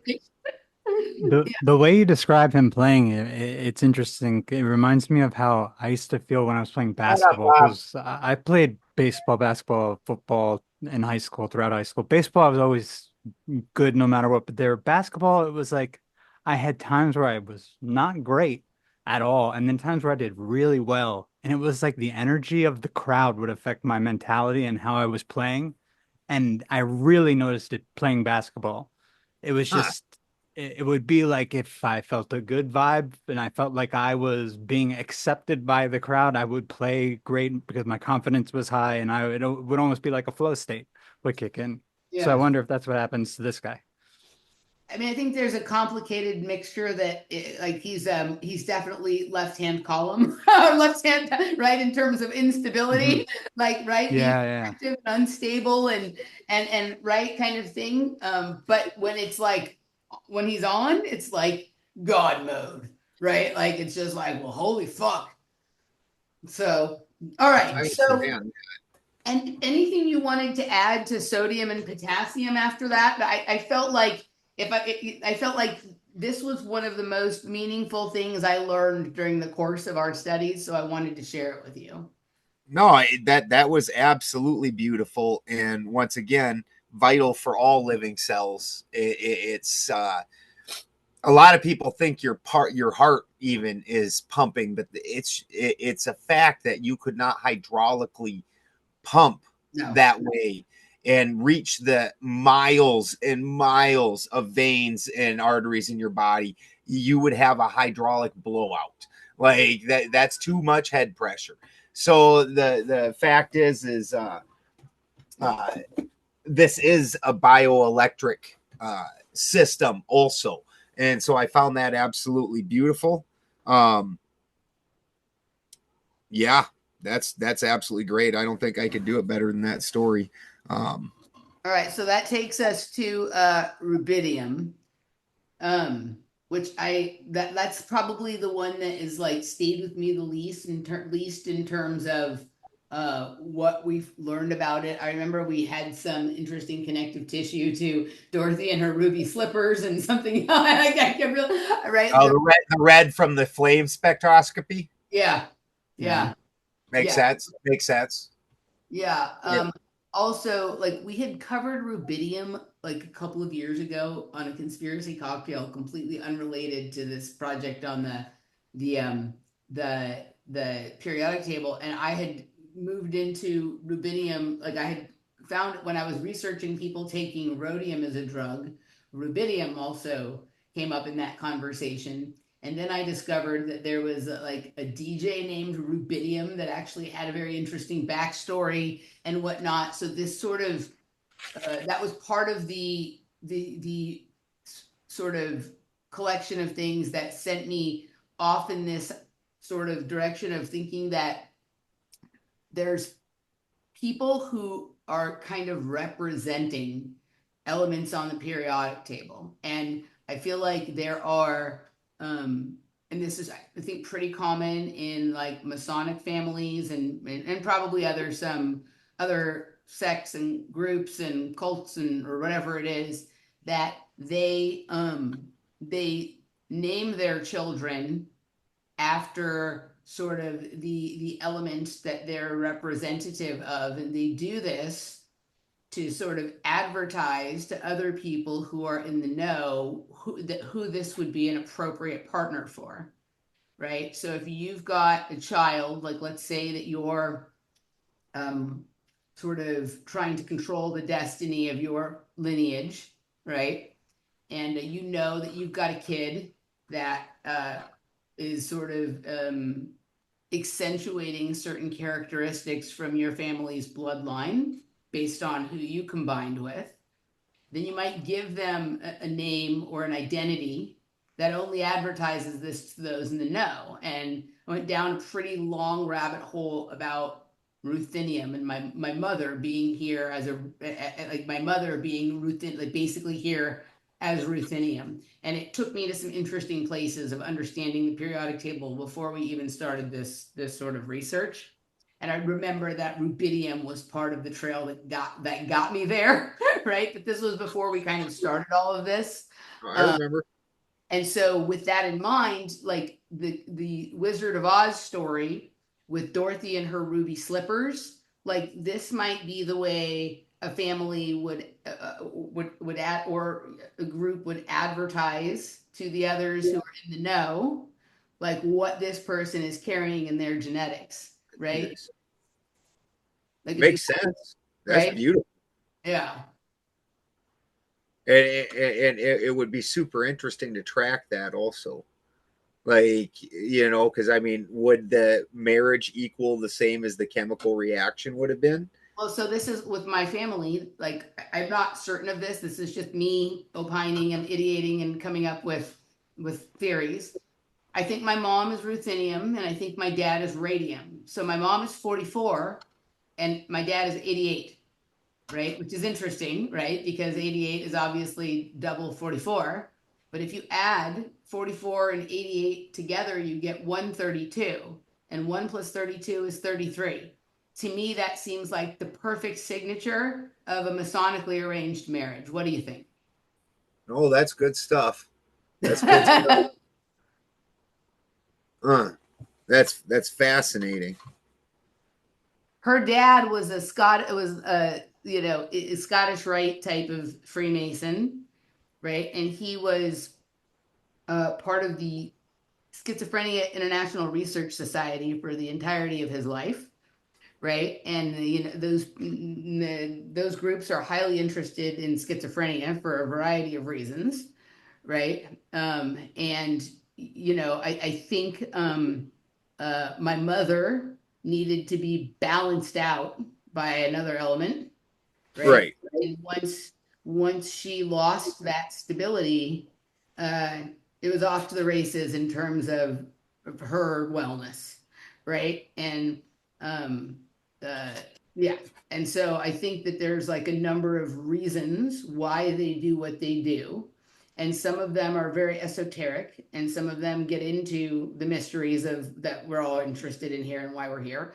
And others get into like quite literally security and survival, right? But to both end, it's never just one or the other, right? It's like what person can we create over unity with, or fusion with, or a 0 point with, right? And then can that person also provide a level of balance and security for this unstable element, or for this highly conductive element? Yeah, and a lot of times the unstable ones are the most powerful ones, like lithium on the list. Yep. We all know about lithium batteries. Very Yep. useful if you can get it arranged right and take advantage of that. 100%. What do we And get? the ruthenium's interesting. That's super fascinating, especially with the mercury. So I said that one specifically, it acts like potassium. Mhm. So you'll start finding that there's little groups of 3 where they kind of act the same. Okay. And cesium, they all kind of start acting, and they can kind of, in some instances, replace each other. Not necessarily in a human or a plant to a good effect always, but in that Lego way, they can start mixing. Kind of like a spare tire can get you to the next service station, but you're not supposed to just permanently leave it there. Exactly. So you start seeing where, especially in your body, because some of these are, like you said, like potassium's heavy use in your body. So when they start doing these little interchanges, that's really where you start developing cancer, because all of a sudden your Legos aren't the same Legos. Like, so your cellular structure is not quite what it should be, and your body starts producing cells that are not quite right because it matches this new thing. And what is replacing the potassium? Are you saying that cesium is replacing the potassium? radium, or not radium, Rubidium. rubidium will replace potassium in your body. So that's part of why you end up getting sick from rubidium, is because it's actually taking the place of your potassium. And you're going to find that in other spots in here. Calcium's one of the ones that really has a problem with things fucking with it in your body. Yep. And wanting to either bind to it or replace it. So it's going to go in and it's going to replace the potassium, and obviously given that you're on a sodium potassium pump for on the cellular level. Well, if you start replacing one of the main components in that, things aren't going to quite work right. Like I said, it's like taking your BMW or something and going down and putting a Japanese spark plug in it or something. It's sure it fit in the spot, you know. It does the same thing, kinda. Yeah. Yeah. Okay.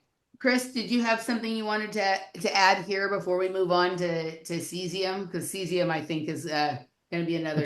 Let's go to cesium. Yeah, I mean, I agree with everything you guys were saying, obviously. Okay.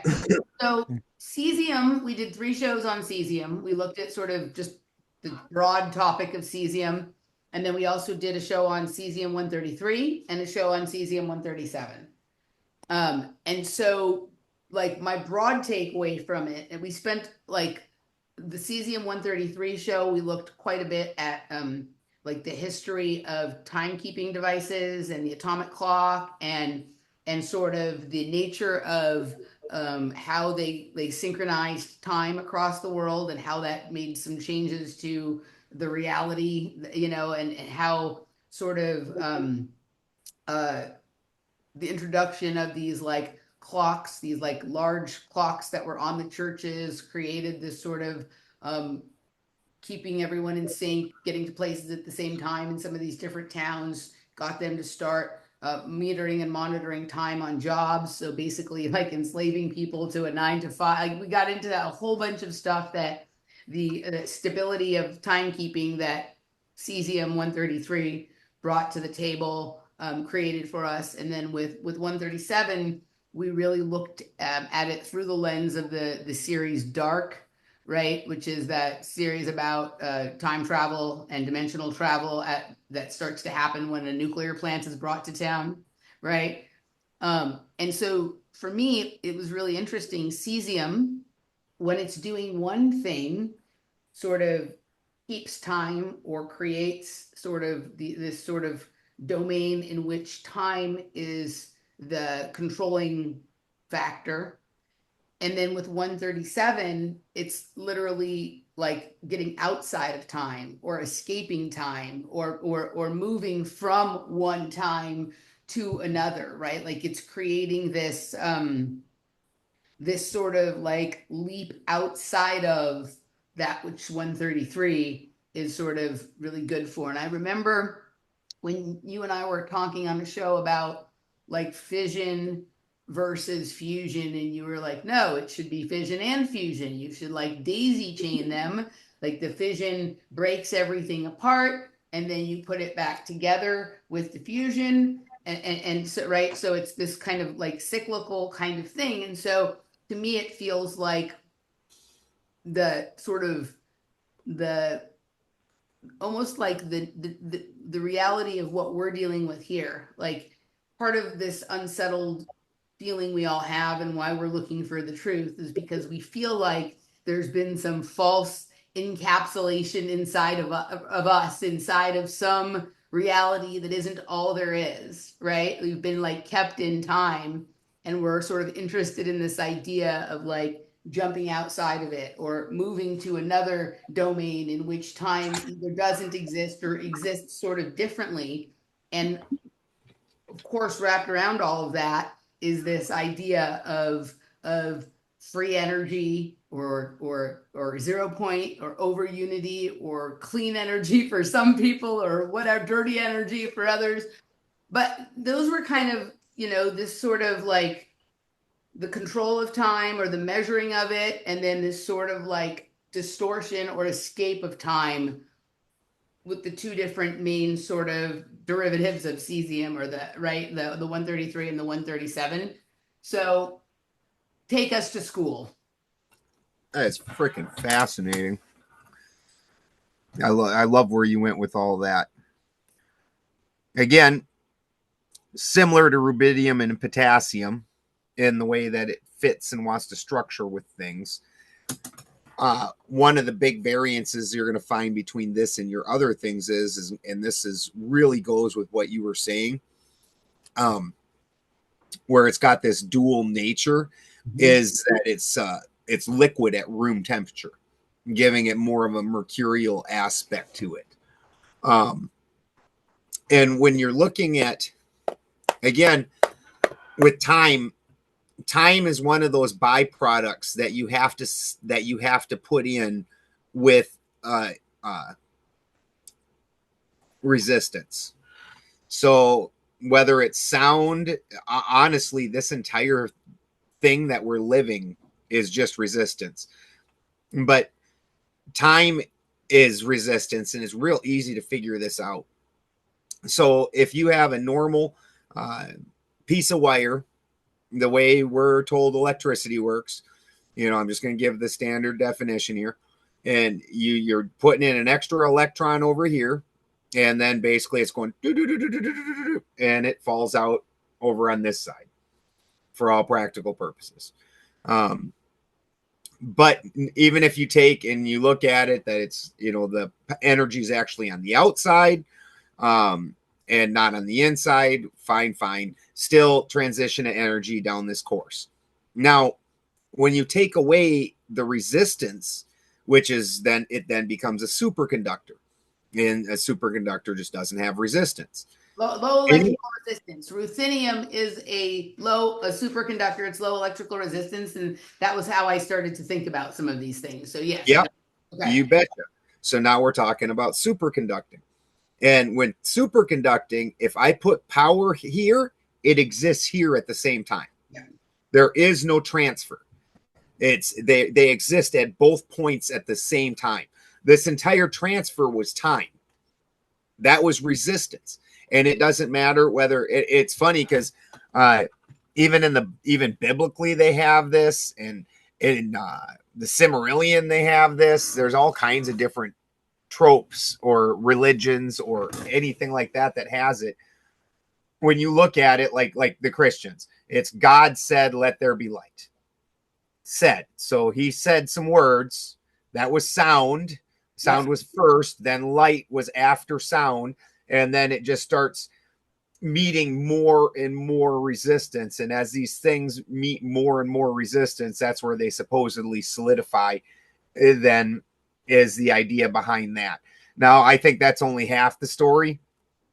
And I would also disagree with Walter Russell on that part, where I do agree with the unlimited potential. I agree with that, but that's half the story. And we start understanding this through the chemistry is that positive side doesn't descend into the negative side. That's not how this works. So the positive side meets the negative side, right? And so if we have a descending energy, then we have to have an ascending energy that was your negative, or vice versa. It doesn't even matter which side you call positive. One side's positive, one side's negative. Doesn't even matter. You have a opposing polarity that's rising up to meet this descending energy, or flipping it the opposite way. So that everything descends into matter, I don't think is right at all. Now, this is where you start getting more heavily into alchemy, is understanding. Did I say that it descends into matter, or does he say Russell? That? He says no, that's it. Yeah, he says that it descends. Right. It descends because he's saying that it all starts out with an infinite energy potential, right? And then it descends into matter, and that's half the story, right? Because in order for there to be a condition, the condition was matter. So there was a material condition that needed to be met in order for this to enliven this, right? So there is a secondary item in this story. This didn't descend and become material. So it's just it's a higher understanding of it. Because then, as an alchemist, the thing that took me a long time to understand is because most people look at sulfur side and salt side as two separate things, and they call one of them feminine and one of them masculine. And that's not true, because this is, again, what we're learning in chemistry. You've got three items there. You've got the mercury, which is, again, using an alchemical term, the mercury is neutral. It's neither positive nor negative. It's zero. It's interacting as the void. The salt and the sulfur are the same thing. It's a broken masculine, and they're calling the sulfur side feminine and the salt side masculine. They're both masculine. The thing that's feminine in this equation is the mercury. And it's through the feminine that the two broken or polarized sides of the masculine are able to come together and heal and become its entire self. And then the alchemical. Do not climb my leg like that, you little turd. I think that I'll attach this article to this show. So I think I even sent this to you. Like sometime after you explained that stuff to me, I found this interesting article called The Hermetic Problem of Salt. I think I sent it to you. Yeah, you did. Described through like a variety of means, I think the exact thing you're talking about, in a way that people who struggle with the elementary aspect of it might get if he personifies it in some ways or gives some sort of analogies or metaphors that make it easier for people who are not sort of element oriented to get it. I'll include this so people can wrap their head around what you're saying in a different way if it's easier for them. Yeah. No, it's an excellent article, and I definitely appreciate it. This is part of why, like what you were talking about earlier with the personal growth and whatnot. For me, the hardest thing for me has been the rhetoric and the getting people to understand what I'm talking about. And so, and that part is not easy. So this is part of why I moved over more into the debate sphere, where you get challenged. And it's when you get challenged and you get holes poked, that's when you have to go back. You have to learn how to explain it. Because the fact is, you can lose a debate and be right all day. That is simply there's a guy named Destiny who makes his living like actually being wrong about everything, but making people who are right feel stupid. Yes, exactly. So your presentation, that's 90% of whenever you're talking to somebody, you could totally be on the money. And if you're not presenting right, that's a problem. This is part of why rhetoric was part of one of your higher arts. Yeah. And so this is part of what I'm trying to develop is my rhetoric on these things. And it's not easy. Not easy at all. It's interesting. I did watch one of your debate shows. Have you gotten into the space yet where you're defending the thing that you disagree with? I definitely only one time against what's her name from the Melt? Hunter from the Melt. Yeah. And sorry, Hunter. Had a cat climbing my leg. That's a cute kitty. Distracting me. Oh, she is. Or I don't know. What are you?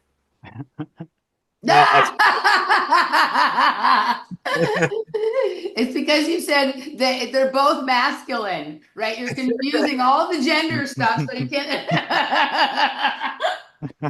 I'm a farmer. I don't care. Like, yeah, what are you?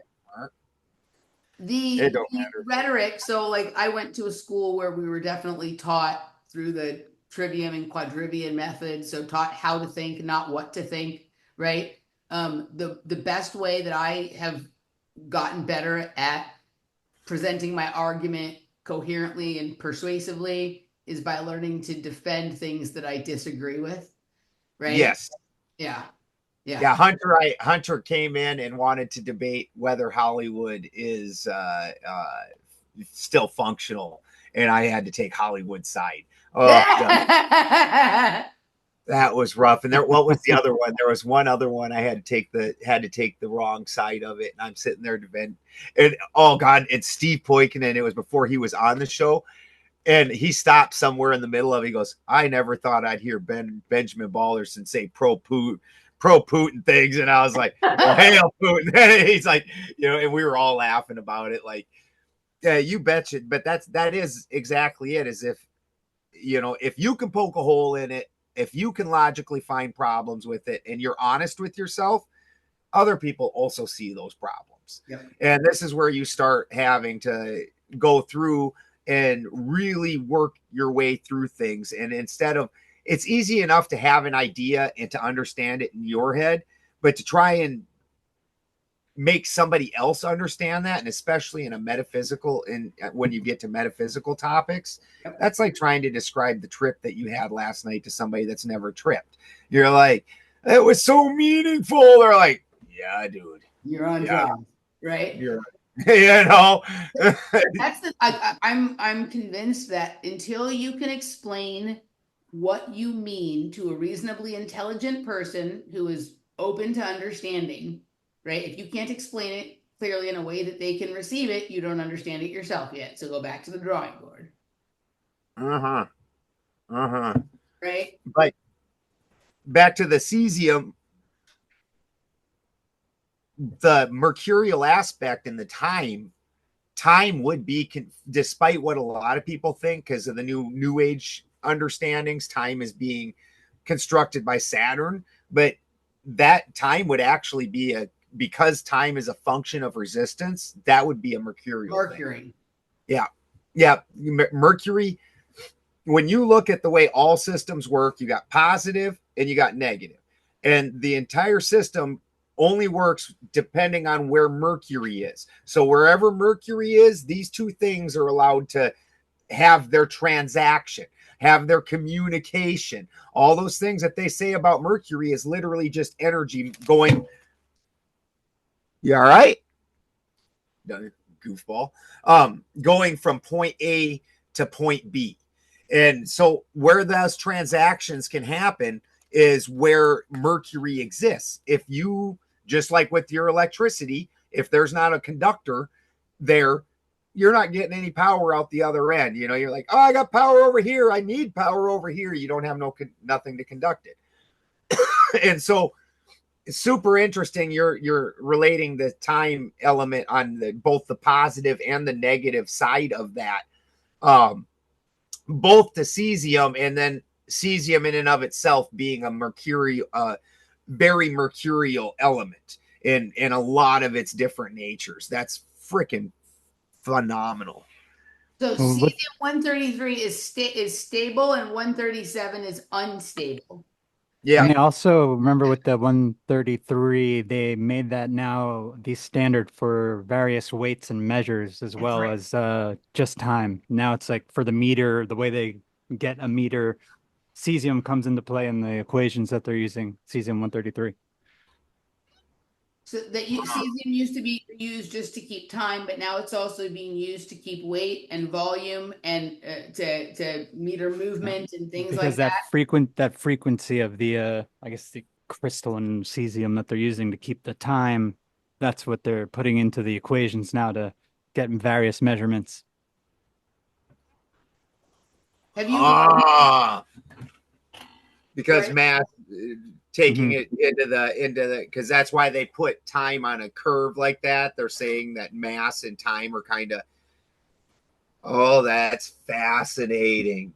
Well, we're also becoming how the world is being managed now is by increasingly more precise and smaller measurements of everything. And they have found that cesium, it gives you the most accurate control of those measurements. And so now they don't want to just sync up everyone's time to that. They also want to make sure, like as we enter into biosensors and the Internet of Bodies, and you're paying for every minute you talk on the thing, or every whatever, every breath you take, they're gonna make you buy a carbon credit or whatever the fuck it is, right? They want to measure down to the smallest little increment, right? Exactly. And like literally, I think this is going to change. This is going to lock some people into a specific band of reality. Like you're going to have all of these people who are just like not curious about that which we are talking about. They're not going to think that there's like any other reality than the one that they're sort of boxed into based on all of these measurements,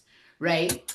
And then those people who are somewhat resistant to that idea are going to be insisting that no, the present age is one where we're able to sort of experience the omnidirectional, multidimensional aspects of everything, right? And it's going to be this sort of it's almost, and I just mean this as like an analogy. I don't mean it like actually, though I think that maybe it would be actual too.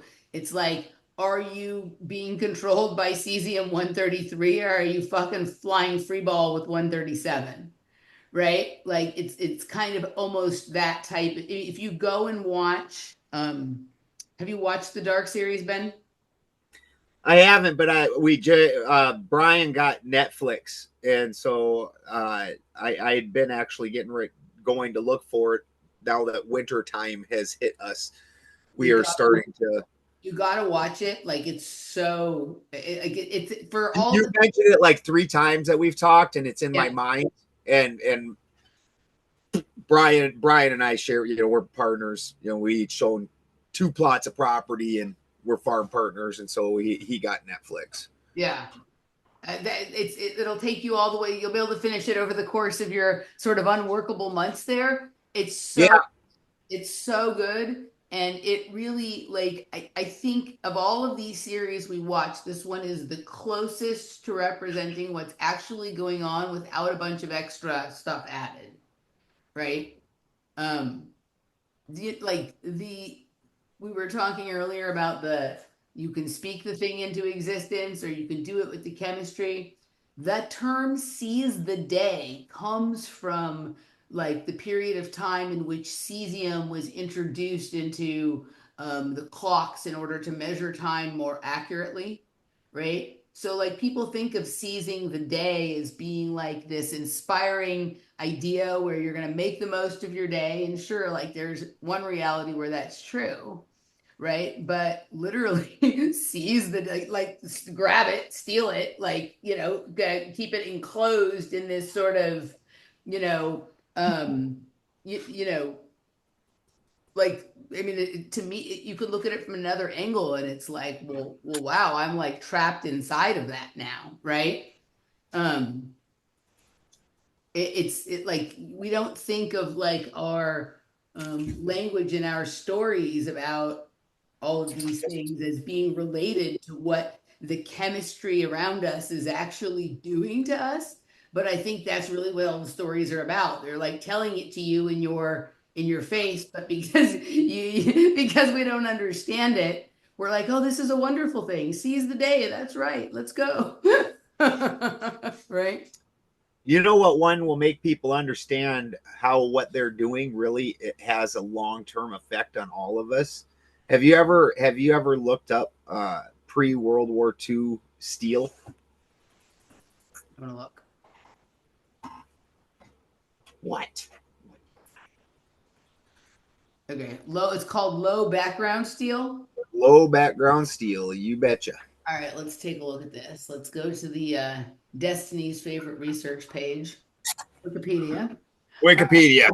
Low background steel, also known as pre-war steel and pre-atomic steel, very interesting, is any steel produced prior to the detonation. Okay, this is getting us. Okay, any steel produced prior to the detonation of the first nuclear bombs in the 40s and 50s. Typically sourced from ships, either as part of regular scrapping or shipwrecks and other steel artifacts of this era, it is often used for modern particle detectors because more modern steel is contaminated. Okay, this is great. Tell me why you sent us here, and then I'm going to say why this is great. So you look, it's every little thing, and this even takes us back to the goddess and God story that the different ones take control of different eras. I loved the way that was because the way the Gnostics would call that, they call that a principality. Certain principalities are taking control of a certain time period. One of the best ways I can describe it, being somebody that's from a farm, if you've ever been around a pack of dogs, these dogs can love each other, be best friends. All of a sudden, something weird happens, and all of a sudden, that whole pack is just attacking the fuck out of one of the dogs. And they were best friends yesterday. Everything was fine, and they will kill that dog. And then they don't even really know why. Like later, they might even be sorry for it. But there was some energy that took control, and they had no answer for it. It just boom. Very similar to even in humans, you have the mob.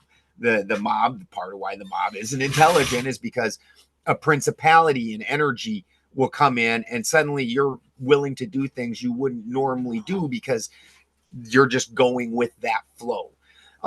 So this was all super fascinating. Then we look at the era that we are in and the things that they're trying to do. Part of what keyed me off and made me think of that was when you go in for a medical test and they want to isolate something out and really look at it, what do? They flood you with atomic isotopes and make you drink that nasty shit. Yeah. And now it almost puts like a marker on you, like a pinpoint on you. Yep. And exactly. And that's cesium 137, right? Which is everywhere in all the soil and all the steel now. I think that's 137. It's Well, the longer. remember we covered I think we talked about it here. They can use that to detect counterfeit bottles of wine. Well, So, that's how, right? Because it tells them the year if it's there or not. yes. Because if it's pre World War II, you see that this element was not free floating when this was manufactured, so it's not incorporated into it. And like with steel, the pre-atomic steel is much stronger than the steel that we use now. Chris, did you want to say something else? Well, it's also even just thinking about like some of the biosecurity stuff they're trying to do. Like, I think this is kind of what when I was talking to you earlier about Project 137, the Jason group. Like, this is kind of what they were doing, biosurveillance through the detection of this element that's now everywhere because of the nuclear strikes that went on, because it was fallout and it just contaminated everything, and they know it's going to be around for another however long they need it until they could dust the world with something else. Fascinating, especially the way time has really seemed to uptick. You know, and then part of that might just be I'm getting to be old as shit. You know, I got like 7 grandkids. I understand. You get old, time starts speeding up on you, but to a degree that it's like I blink and all of a sudden 6 months happened. You're like, what? Yeah. I feel that too. It's insane. Also, like, you go to some places where it feels like time is moving faster, and other places where it feels like time is moving slower. And I'm curious as to, does it have to do with how much cesium 133 or cesium 137 is sort of present in this area? What are the nuclear power plants, both the ones that are acknowledged and the ones that are not acknowledged, doing? Are they fission reactors? Are they fusion reactors? Are they creating time? Are they destroying time? What the fuck is going on? Yeah, the worst time warp place. Are you inside, Brian? Christy is. My wife is. Hi, honey. Hi, Christy. The worst, and you can ask these guys, in the redwood forest, there's an area even that's called the founders, that it's the founders tree and trees and all this, and it's the oldest trees around here. This just giant redwood trees, and you drive through that and you all of a sudden lost like 4 hours. Yeah. They're just gone. You're like, I don't know what happened. So it's fascinating that you brought that forward, because in 2025, I'm going to be working on a solo project, which I haven't really done sort of before. I've always done shows with other co-hosts or guests or whatever it is. And I don't want to get too into the weeds about what I'm going to be doing, but like essentially I'm going to be with a completely fresh set of glasses that have come from educations I have received from some of my friends, and you all included in some of this, going to be taking a look at MKUltra and the sub-projects of MKUltra as if they are a different thing than what we have been told they are, right? If they used the dual use nature of the kind of research they were doing to tell us that it was one thing, but really it was another thing. And they were needing to put back together a compendium of information that had previously been accurate, but after the atomic bombs of the 40s and 50s, something fundamentally had changed in the elements of nature that they were using for some of their knowledge. So essentially, like if we looked at MKUltra as, instead of just something undertaken to see how you could control the minds first of individuals and then the public at large, right?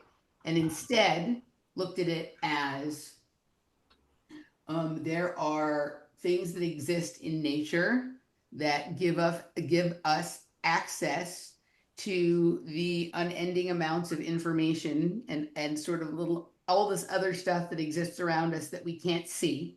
There are plants and drugs and whatever that are part of nature that give us the ability to divine, to commune with the gods, to be aware that there are other, dimensions or other timelines or all this kind of other stuff, right? But since the bomb changed so many other things, is the information we have on all of this pharmakia still accurate, or has it changed? And as you study what the different drugs do to people, you can also come up with ways to brainwash people or hypnotize people or whatever it is. But maybe that wasn't the point. Maybe that was like how they got funding for their project was promising that there would be this weaponized dual use, right? We're going to figure out how magic works. We're going to find the substances and the people who, when they take them, can tell us more about our reality. But we can also invert it and use it to control people's minds, because we lost accurate information when the bomb went off, because now there's Cesium-137 in everything. Jesus Christ. And so what if the fucking pool that they talk about that the Nazis had that they were trying to use was the other cesium, and the bombs were actually, this is literally just the two sides, and we ended up on the destructive side instead of the stable side?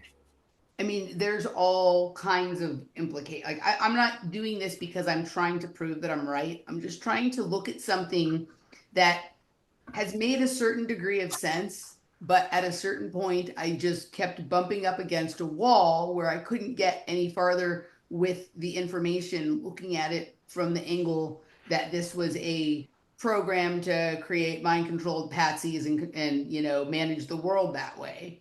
Right? It was getting me to a certain point, but then it just all roads kept leading to the same dead end. But when I started to turn my angle that I was looking at it from slightly and seeing it as a study like option and opportunity and like uncovering more information about the nature of this realm as opposed to just like fucking people's heads, right? A lot of answers that I couldn't get before started to sort of rear their heads.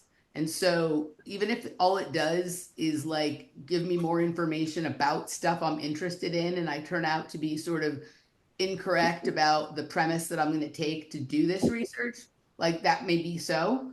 But I think that like basically what we're dealing with is that the nature around us is full of stuff that when used correctly opens up a different layer of the code that this computational system that we live in is made of. And there's information all around us, but it's outside. And some people might say that that's the plasma field or the plasma intelligence that Robert Temple is talking about. But we can't usually see it with our eyes. Like occasionally there will be plasma lightning or ball lightning, or, we'll experience. How about the catastrophic geology guy? No, Robert Temple wrote the book A New Science of Heaven. There's another guy that does a thing called catastrophic geology, where I know what that is too. Yeah, in a hermetically sealed box, right, and hit with plasma, and watch the crazy formations just. Right. I mean, there's all kinds of things, but let's just say that we're like in something where we can only see like 1% of all the information that's around us, and the different and nature in its wisdom has given us stuff all around us to unlock the other layers of the code, but we're told not to take that because it's dangerous. We need to get that, whatever it is.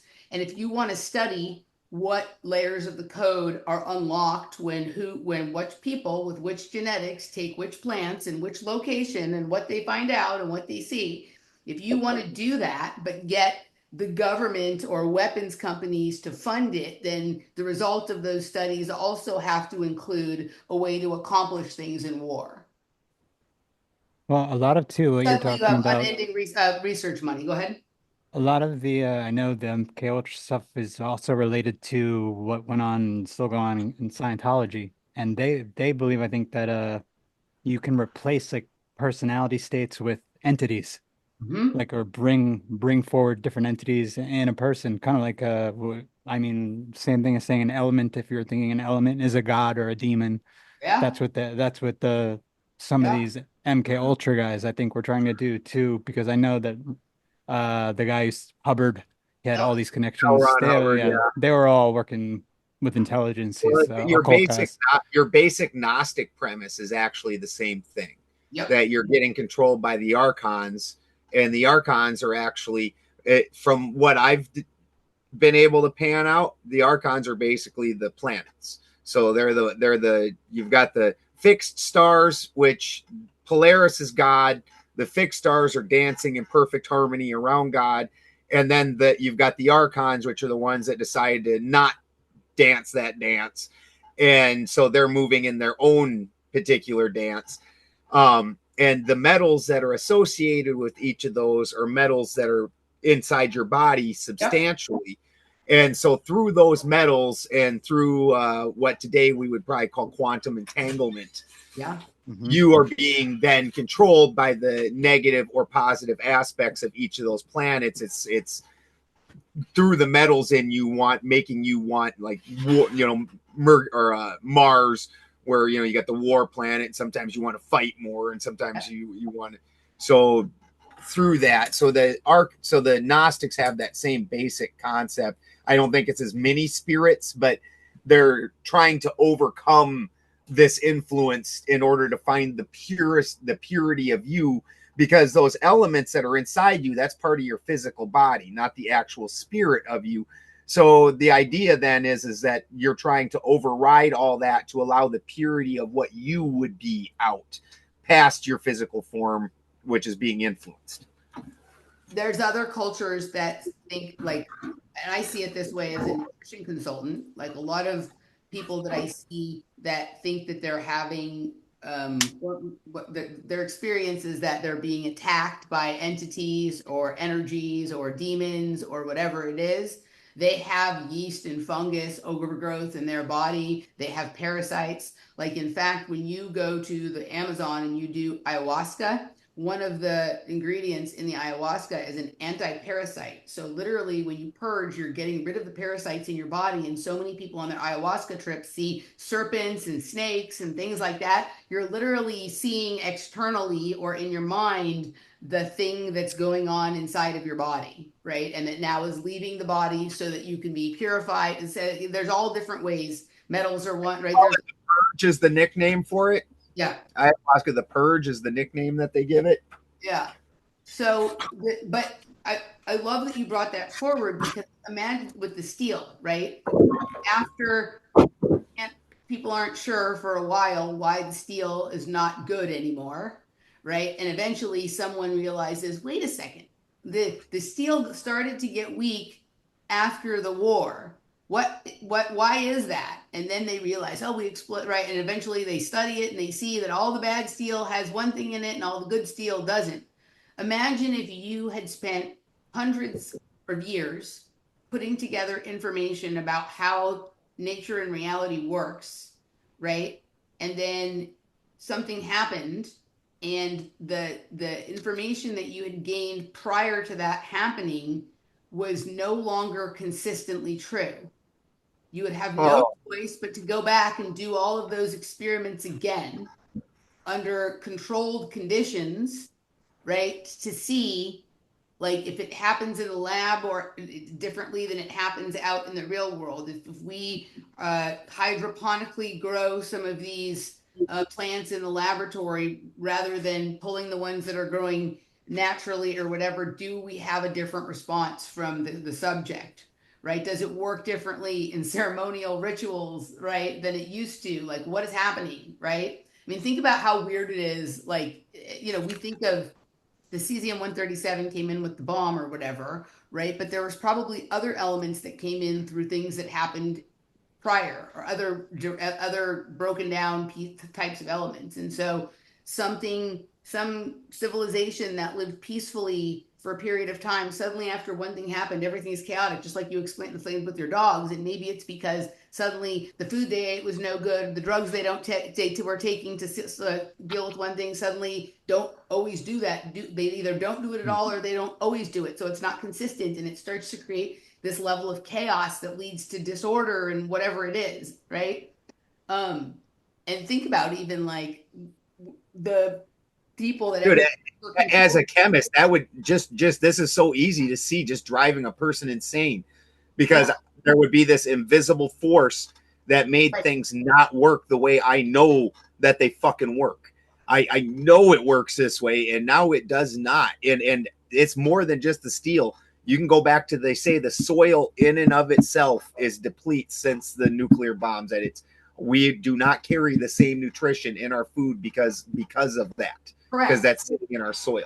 right. And so think about this, like if it, like if the realms that people communicated with in their ritual ceremonies where they took different herbs and whatever it is, right, changed after the bomb. Like if suddenly they were in touch with dark spirits as opposed to informative spirits, or maybe vice versa, right? Or maybe before that there was not as much touch with things that are outside of our realm.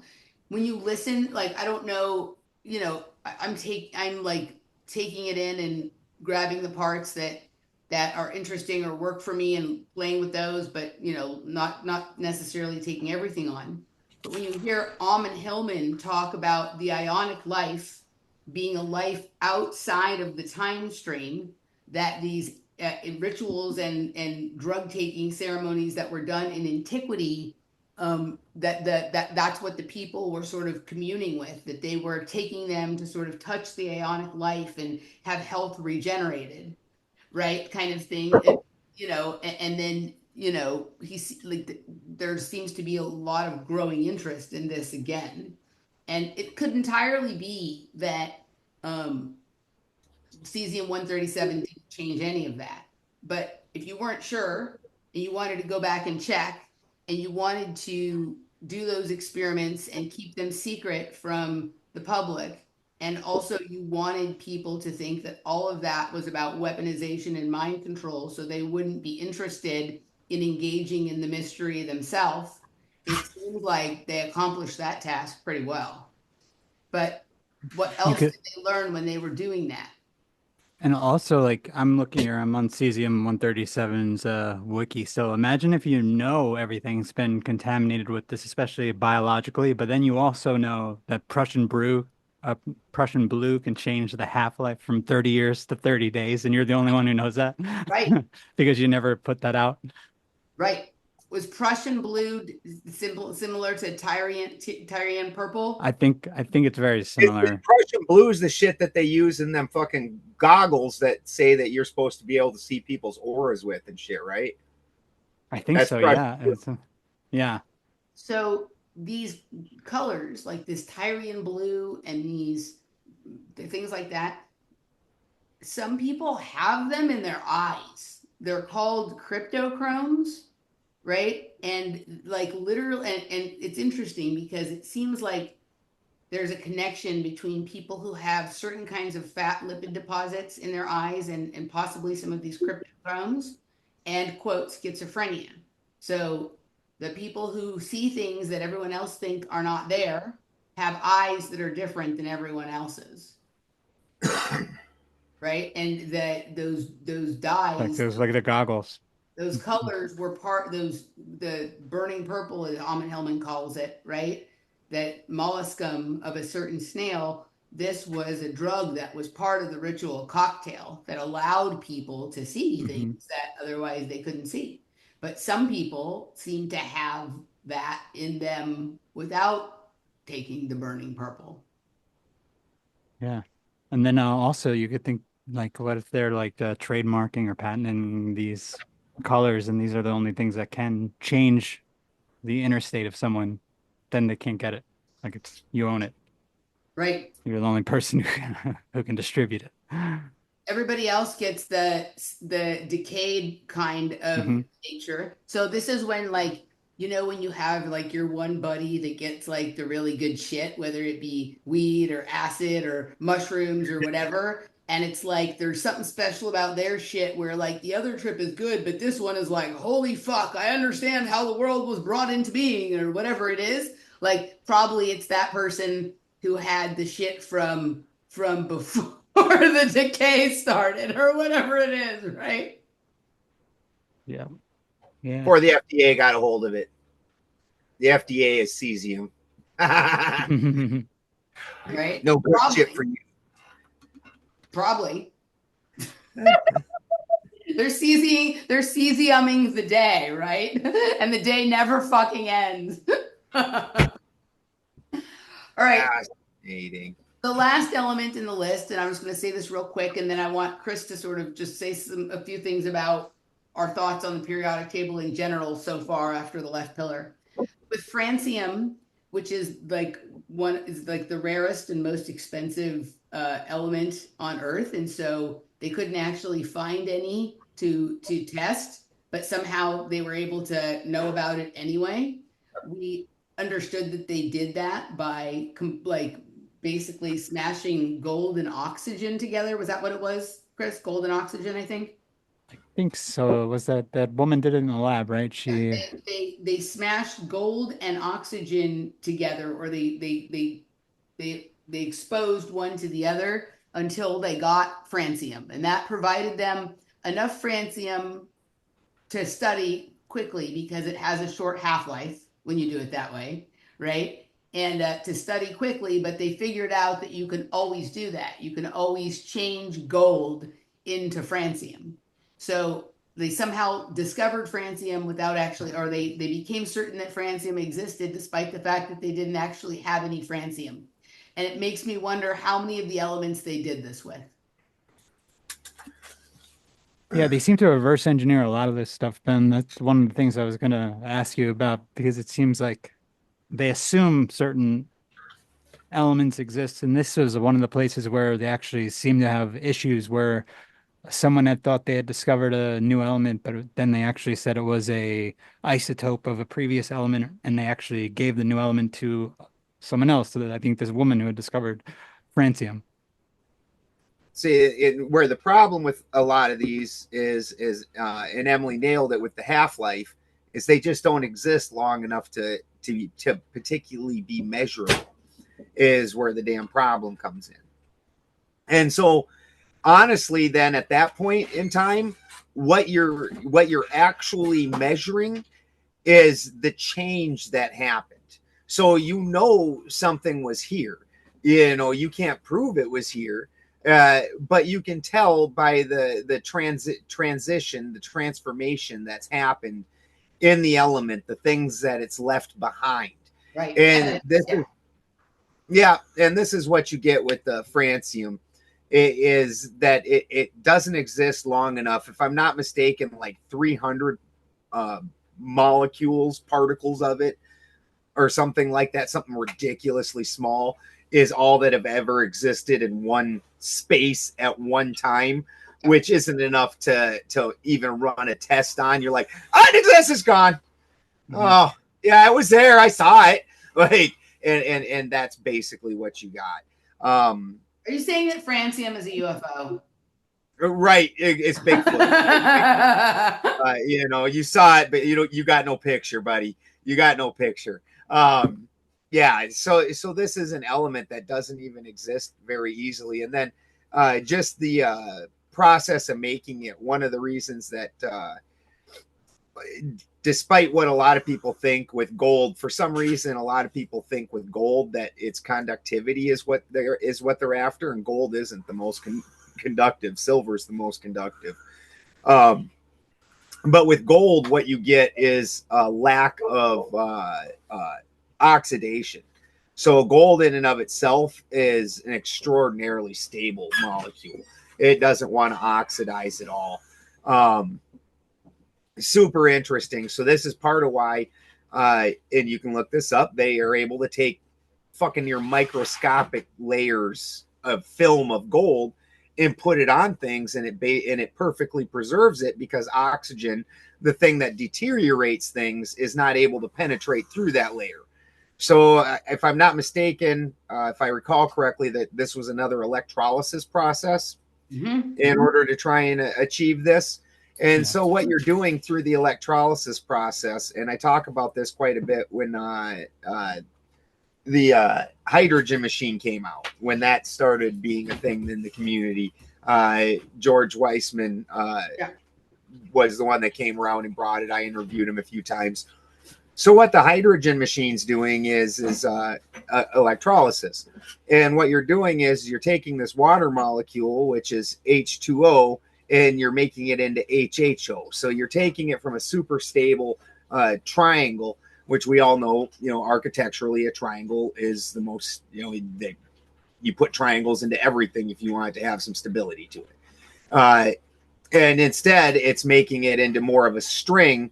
And so that extra hydrogen is able to be busted. And so one of them hydrogens is able to be busted off much easier now that it's just in a little tail instead of in this nice stable structure.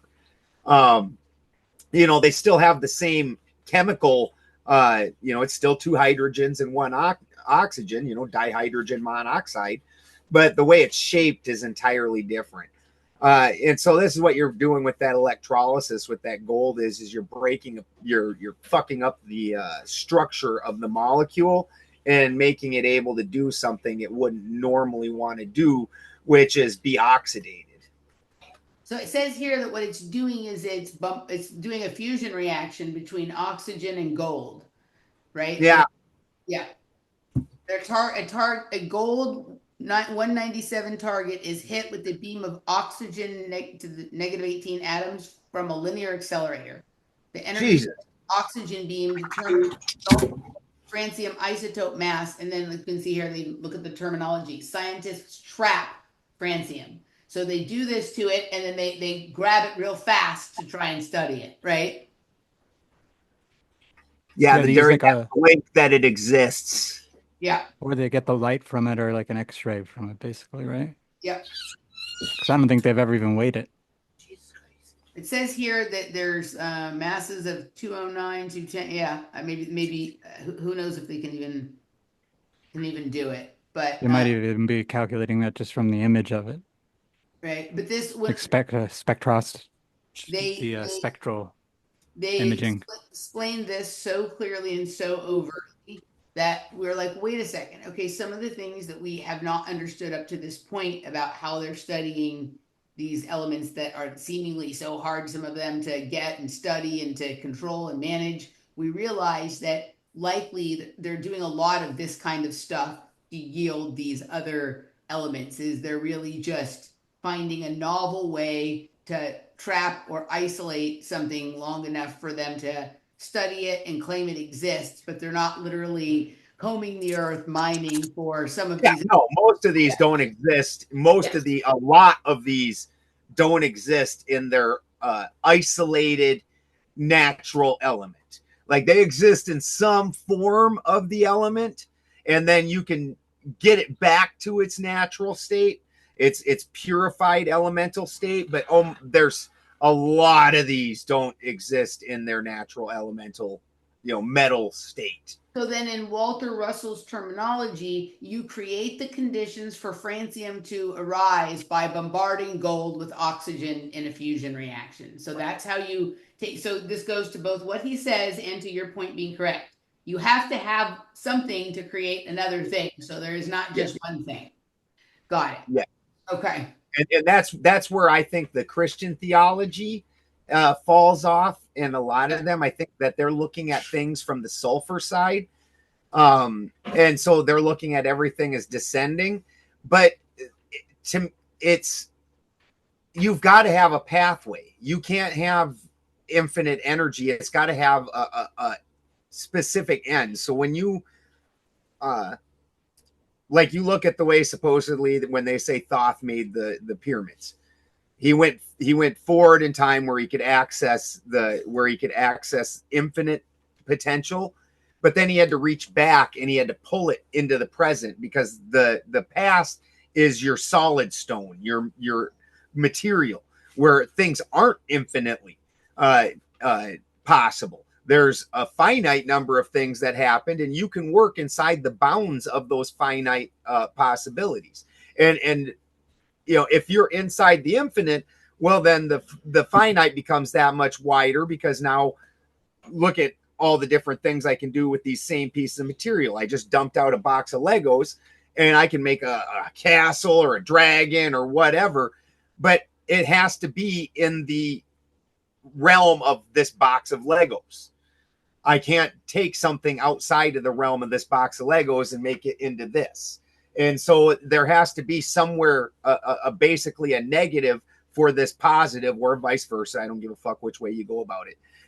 But you have to have the opposite of this polarity of infinity, infinite potential. You have to have the opposite of that for those two to come together. And it's in the middle where you're in this mercurial pool where those two things are able to come together and become manifest and actually mean something to those of us living here right now. Got it. All right, Chris. Why don't you want to tell sort of Ben about the sort of cipher aspect of some of this that we got into, and then let's wrap up, because I hear that dinner is almost ready. So Yeah, I just heard the same. But yeah, I mean, I think some of it we even already covered, but I think, and I mean, it's also, I'm sure Ben's aware of it, like with the alchemical aspect of it, but there also seems to be just various other occult things that you can line up with the names, the numbers of the various elements that are just hidden within there, almost like memory palaces for people to unpack if they know where to look. So I just thought that was interesting. We've both been finding that. So when you look at it, and we've touched this point, like Chris has said a number of times, we've kind of touched on it. And again, this brings us back to the resistance. So part of when we say the word flame spectroscopy, what's going on is the element in and of itself is changing the color of the flame.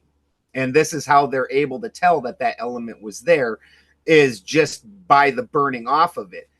And so when we look at, it's not just the color of the flame. And this even goes to fireworks, guys. Like, it's metals in your fireworks, changing the elements in there and watching them burn off. So we understand that specific light frequency means this element. It literally is this element sped up. When we look at a very basic light bulb, like the lights I have in my house, see how mine have like a red tinge to them instead of the blue? It's because I have an old school light bulb where you literally took a piece of metal and the metal is resistance and you run power through it. And the reason it's sealed into a bulb is if you do that in the open air, the metal will oxidize very quickly and burn itself out. But if you put it in an inert system, then it's going to do this extremely slowly. And so that metal is actually what the light is. So if I changed the metal in that bulb, it would change the color of the light. Also, the metal being heated up and sped up is creating that light. It also will create a sound. So if you've ever worked in a metal shop, you take something so simple as a torch, it'll start emitting light when you get that metal hot enough and start glowing and emitting light. Eventually that will start emitting sound, and that will start screaming. That sound is also that particle. So this particle speeding up through different processes. And the same can be then said as it can be slowed down. So just because it's a sound doesn't mean it's not still iron. That iron, and this gets into the like Masaru Emoto, where you're putting the words in the water and things like that. That sound iron is actually iron. Yes. And so if you slow it down, that becomes a tiny little iron particle. These things are just different speeds. This is one of my big gripes with the alchemists today, is they're also on the Christian bent of things where everything is just from earth up. It's this descending system. So when you look at it, they say earth. So let's call earth 0 point. From earth, you've got water, speed water up, you've got air, speed that up more, you've got plasma or fire. So these are all just conditions of this element getting faster and faster. Well, then you turn around, for me, if you really wanted an elemental chart, once again, we have to have the descension. So now you've got the crystals. You've got, first you got the botryoidal crystal, which isn't particularly formed well. And then it'll start descending into a superconductor. So then you're going to have top and bottom. You're going to have levels that match each other, where this is pure power and this is pure structure. And it's only in the very purest of structure that the purest of power is able to travel unrestricted, where you have the superconductor setup. And then it starts doing things like defying laws of physics and doing real weird shit. You know, that's because you've removed all this fucking middle ground in here. But they aren't even recognizing the lower side of that. They're saying, if you ever read like any of the bigger alchemists, it's the elemental system is fire and water come together to make air, and then the three coagulate together to make earth. Make that happen in a fucking lab. Make that happen just one time. It doesn't. Like, now, if I, as an alchemist, if I take and I try and put the salt and the sulfur together through the mercury, I can do that. I can do that all day. I've done it 1,000 times. So this seems symbolically to be like, go along with this. Only think positive. We want to ascend, right? And yes. Meanwhile, the people that we're so concerned about, who are sort of controlling our reality or whatever, they're very aware that there's another half down here, right? They're sometimes cleverly calling it the underworld or hell or whatever, so people are afraid to even go there, but that leaves people with like a half-baked cookie, right? Like it's just that you're not, people are able to have, to, something can happen, but that something doesn't get them outside of sort of that half of the dome. It doesn't complete the picture. You have to be willing to not just look at the area where it like feels nice. You have to be willing to go down into the cold, deep, dark dungeon and scare yourself a little bit to achieve time travel. And then when you put the two things together, now we can take and we can manifest it on this realm and make it, because it takes both those sides in order to put something in this middle ground. And this is kind of like, is this like when they're getting hydrogen from the 2-point source lasers, like what they're shooting at each other and they're getting a hydrogen to manifest from that? Yes. Yeah. Or even something so simple as the Frankenstein story. You can take and make the body, the material body, but then we also need to enliven that whole thing. We need to fill it with this sulfur side, this pure energy side, to energize the material side of things. But that pure energy without a body, what was it going to do? It needed that body in order to actually go ahead. This is so similar to all of it reminds me, and it's kind of why I like Steiner so much, his model of having Ahriman, Lucifer, and then Christ in the center, because if you're Luciferic, you're kind of very spirit, like matter doesn't matter. You're suck. You want to go backwards. So it's like you almost want to get out of your body. You're on a prison planet. And then if you're Ahrimanic, you want to get trapped in matter. You're kind of a technocratic, want to be put in like a robotic sort of body. And then that middle path was the way he said you wanted to stick on. Yeah. 100%. Because both sides are true is the funny thing. You know, the spirit side, when it says I'm free, I'm unrestricted, I'm unlimited potential. Yep, you're right. When the other side says no, things are very specific, very solid, very structured. Yep, you're right. Because in the middle, both these things have to coexist at the same time. You're not just Jack Daniels, you're not just Coke, you're a Jack and Coke that everybody gets to enjoy because nobody likes either of the other thing. Yeah. the two individually. Exactly. When I see, I will make you a whiskey drink that will be preferable to a Jack and Coke, right? I'll make you a smoked old fashioned or something that will be better than Jack and Coke. We will definitely have a drink. We will have to, like I said, get this Pueblo thing going, and I will talk to Steve again and about it on Tuesday. Obviously, I'll see Steve. I'll get better information and shoot it to you because it's a definite thing. Like I said, they're talking about doing like a dozen of them throughout the country at this point. They've got quite a few bigger names that show up there. So yeah, let's have a party. Cool. All right. I think we're at the end, and I'm hungry, and I think my better half would like me to join her. Laura, do you want to come in and say hi to Ben? Hi, Laura. Hold on, she's coming. Hi, Laura. She wanted to come. She wanted to come in and say hi to. Yeah. Not that she didn't want to say hi to you, Chris, but we see Ben less often. Chopped liver, Chris. Chopped liver. Chris is chopped liver. Chris isn't chopped I'm liver. kidding. I get to see you more often. Hey, Yeah. Ben, how are you? Good. How are you? Good. Nice to see you. How's Christy's back there. Oh, She's she's over there. She's back. She's back Kitty. over here by the fireplace. Her cream is By so the amazing. fireplace. Christy's salve is the solution to every problem Laura ever has. I just like nothing else works. I stick Christie's salve on it. It just takes care. I'm like, this is some kind of magic salve. So Yeah, she just made a fresh batch too. Yeah, it's stuff's wonderful. And we were just talking about you like a month ago when we were in South Dakota. We passed by Huron. I was like, that's where Laura's from. oh, that's awesome. Yeah, we went to Aberdeen and stuff, and all that. Awesome. Doesn't look like it used to, huh? No, none of the towns. It's really weird when I go back there. Like Aberdeen, like even Aberdeen itself is like, it's so weird. Like I actually got lost at one point because I was like, oh, hold on, that was Shopko. What the fuck? That's a, like all these things that have been there since I was a little kid. They're all gone. Yep. Yeah. Huron was weird.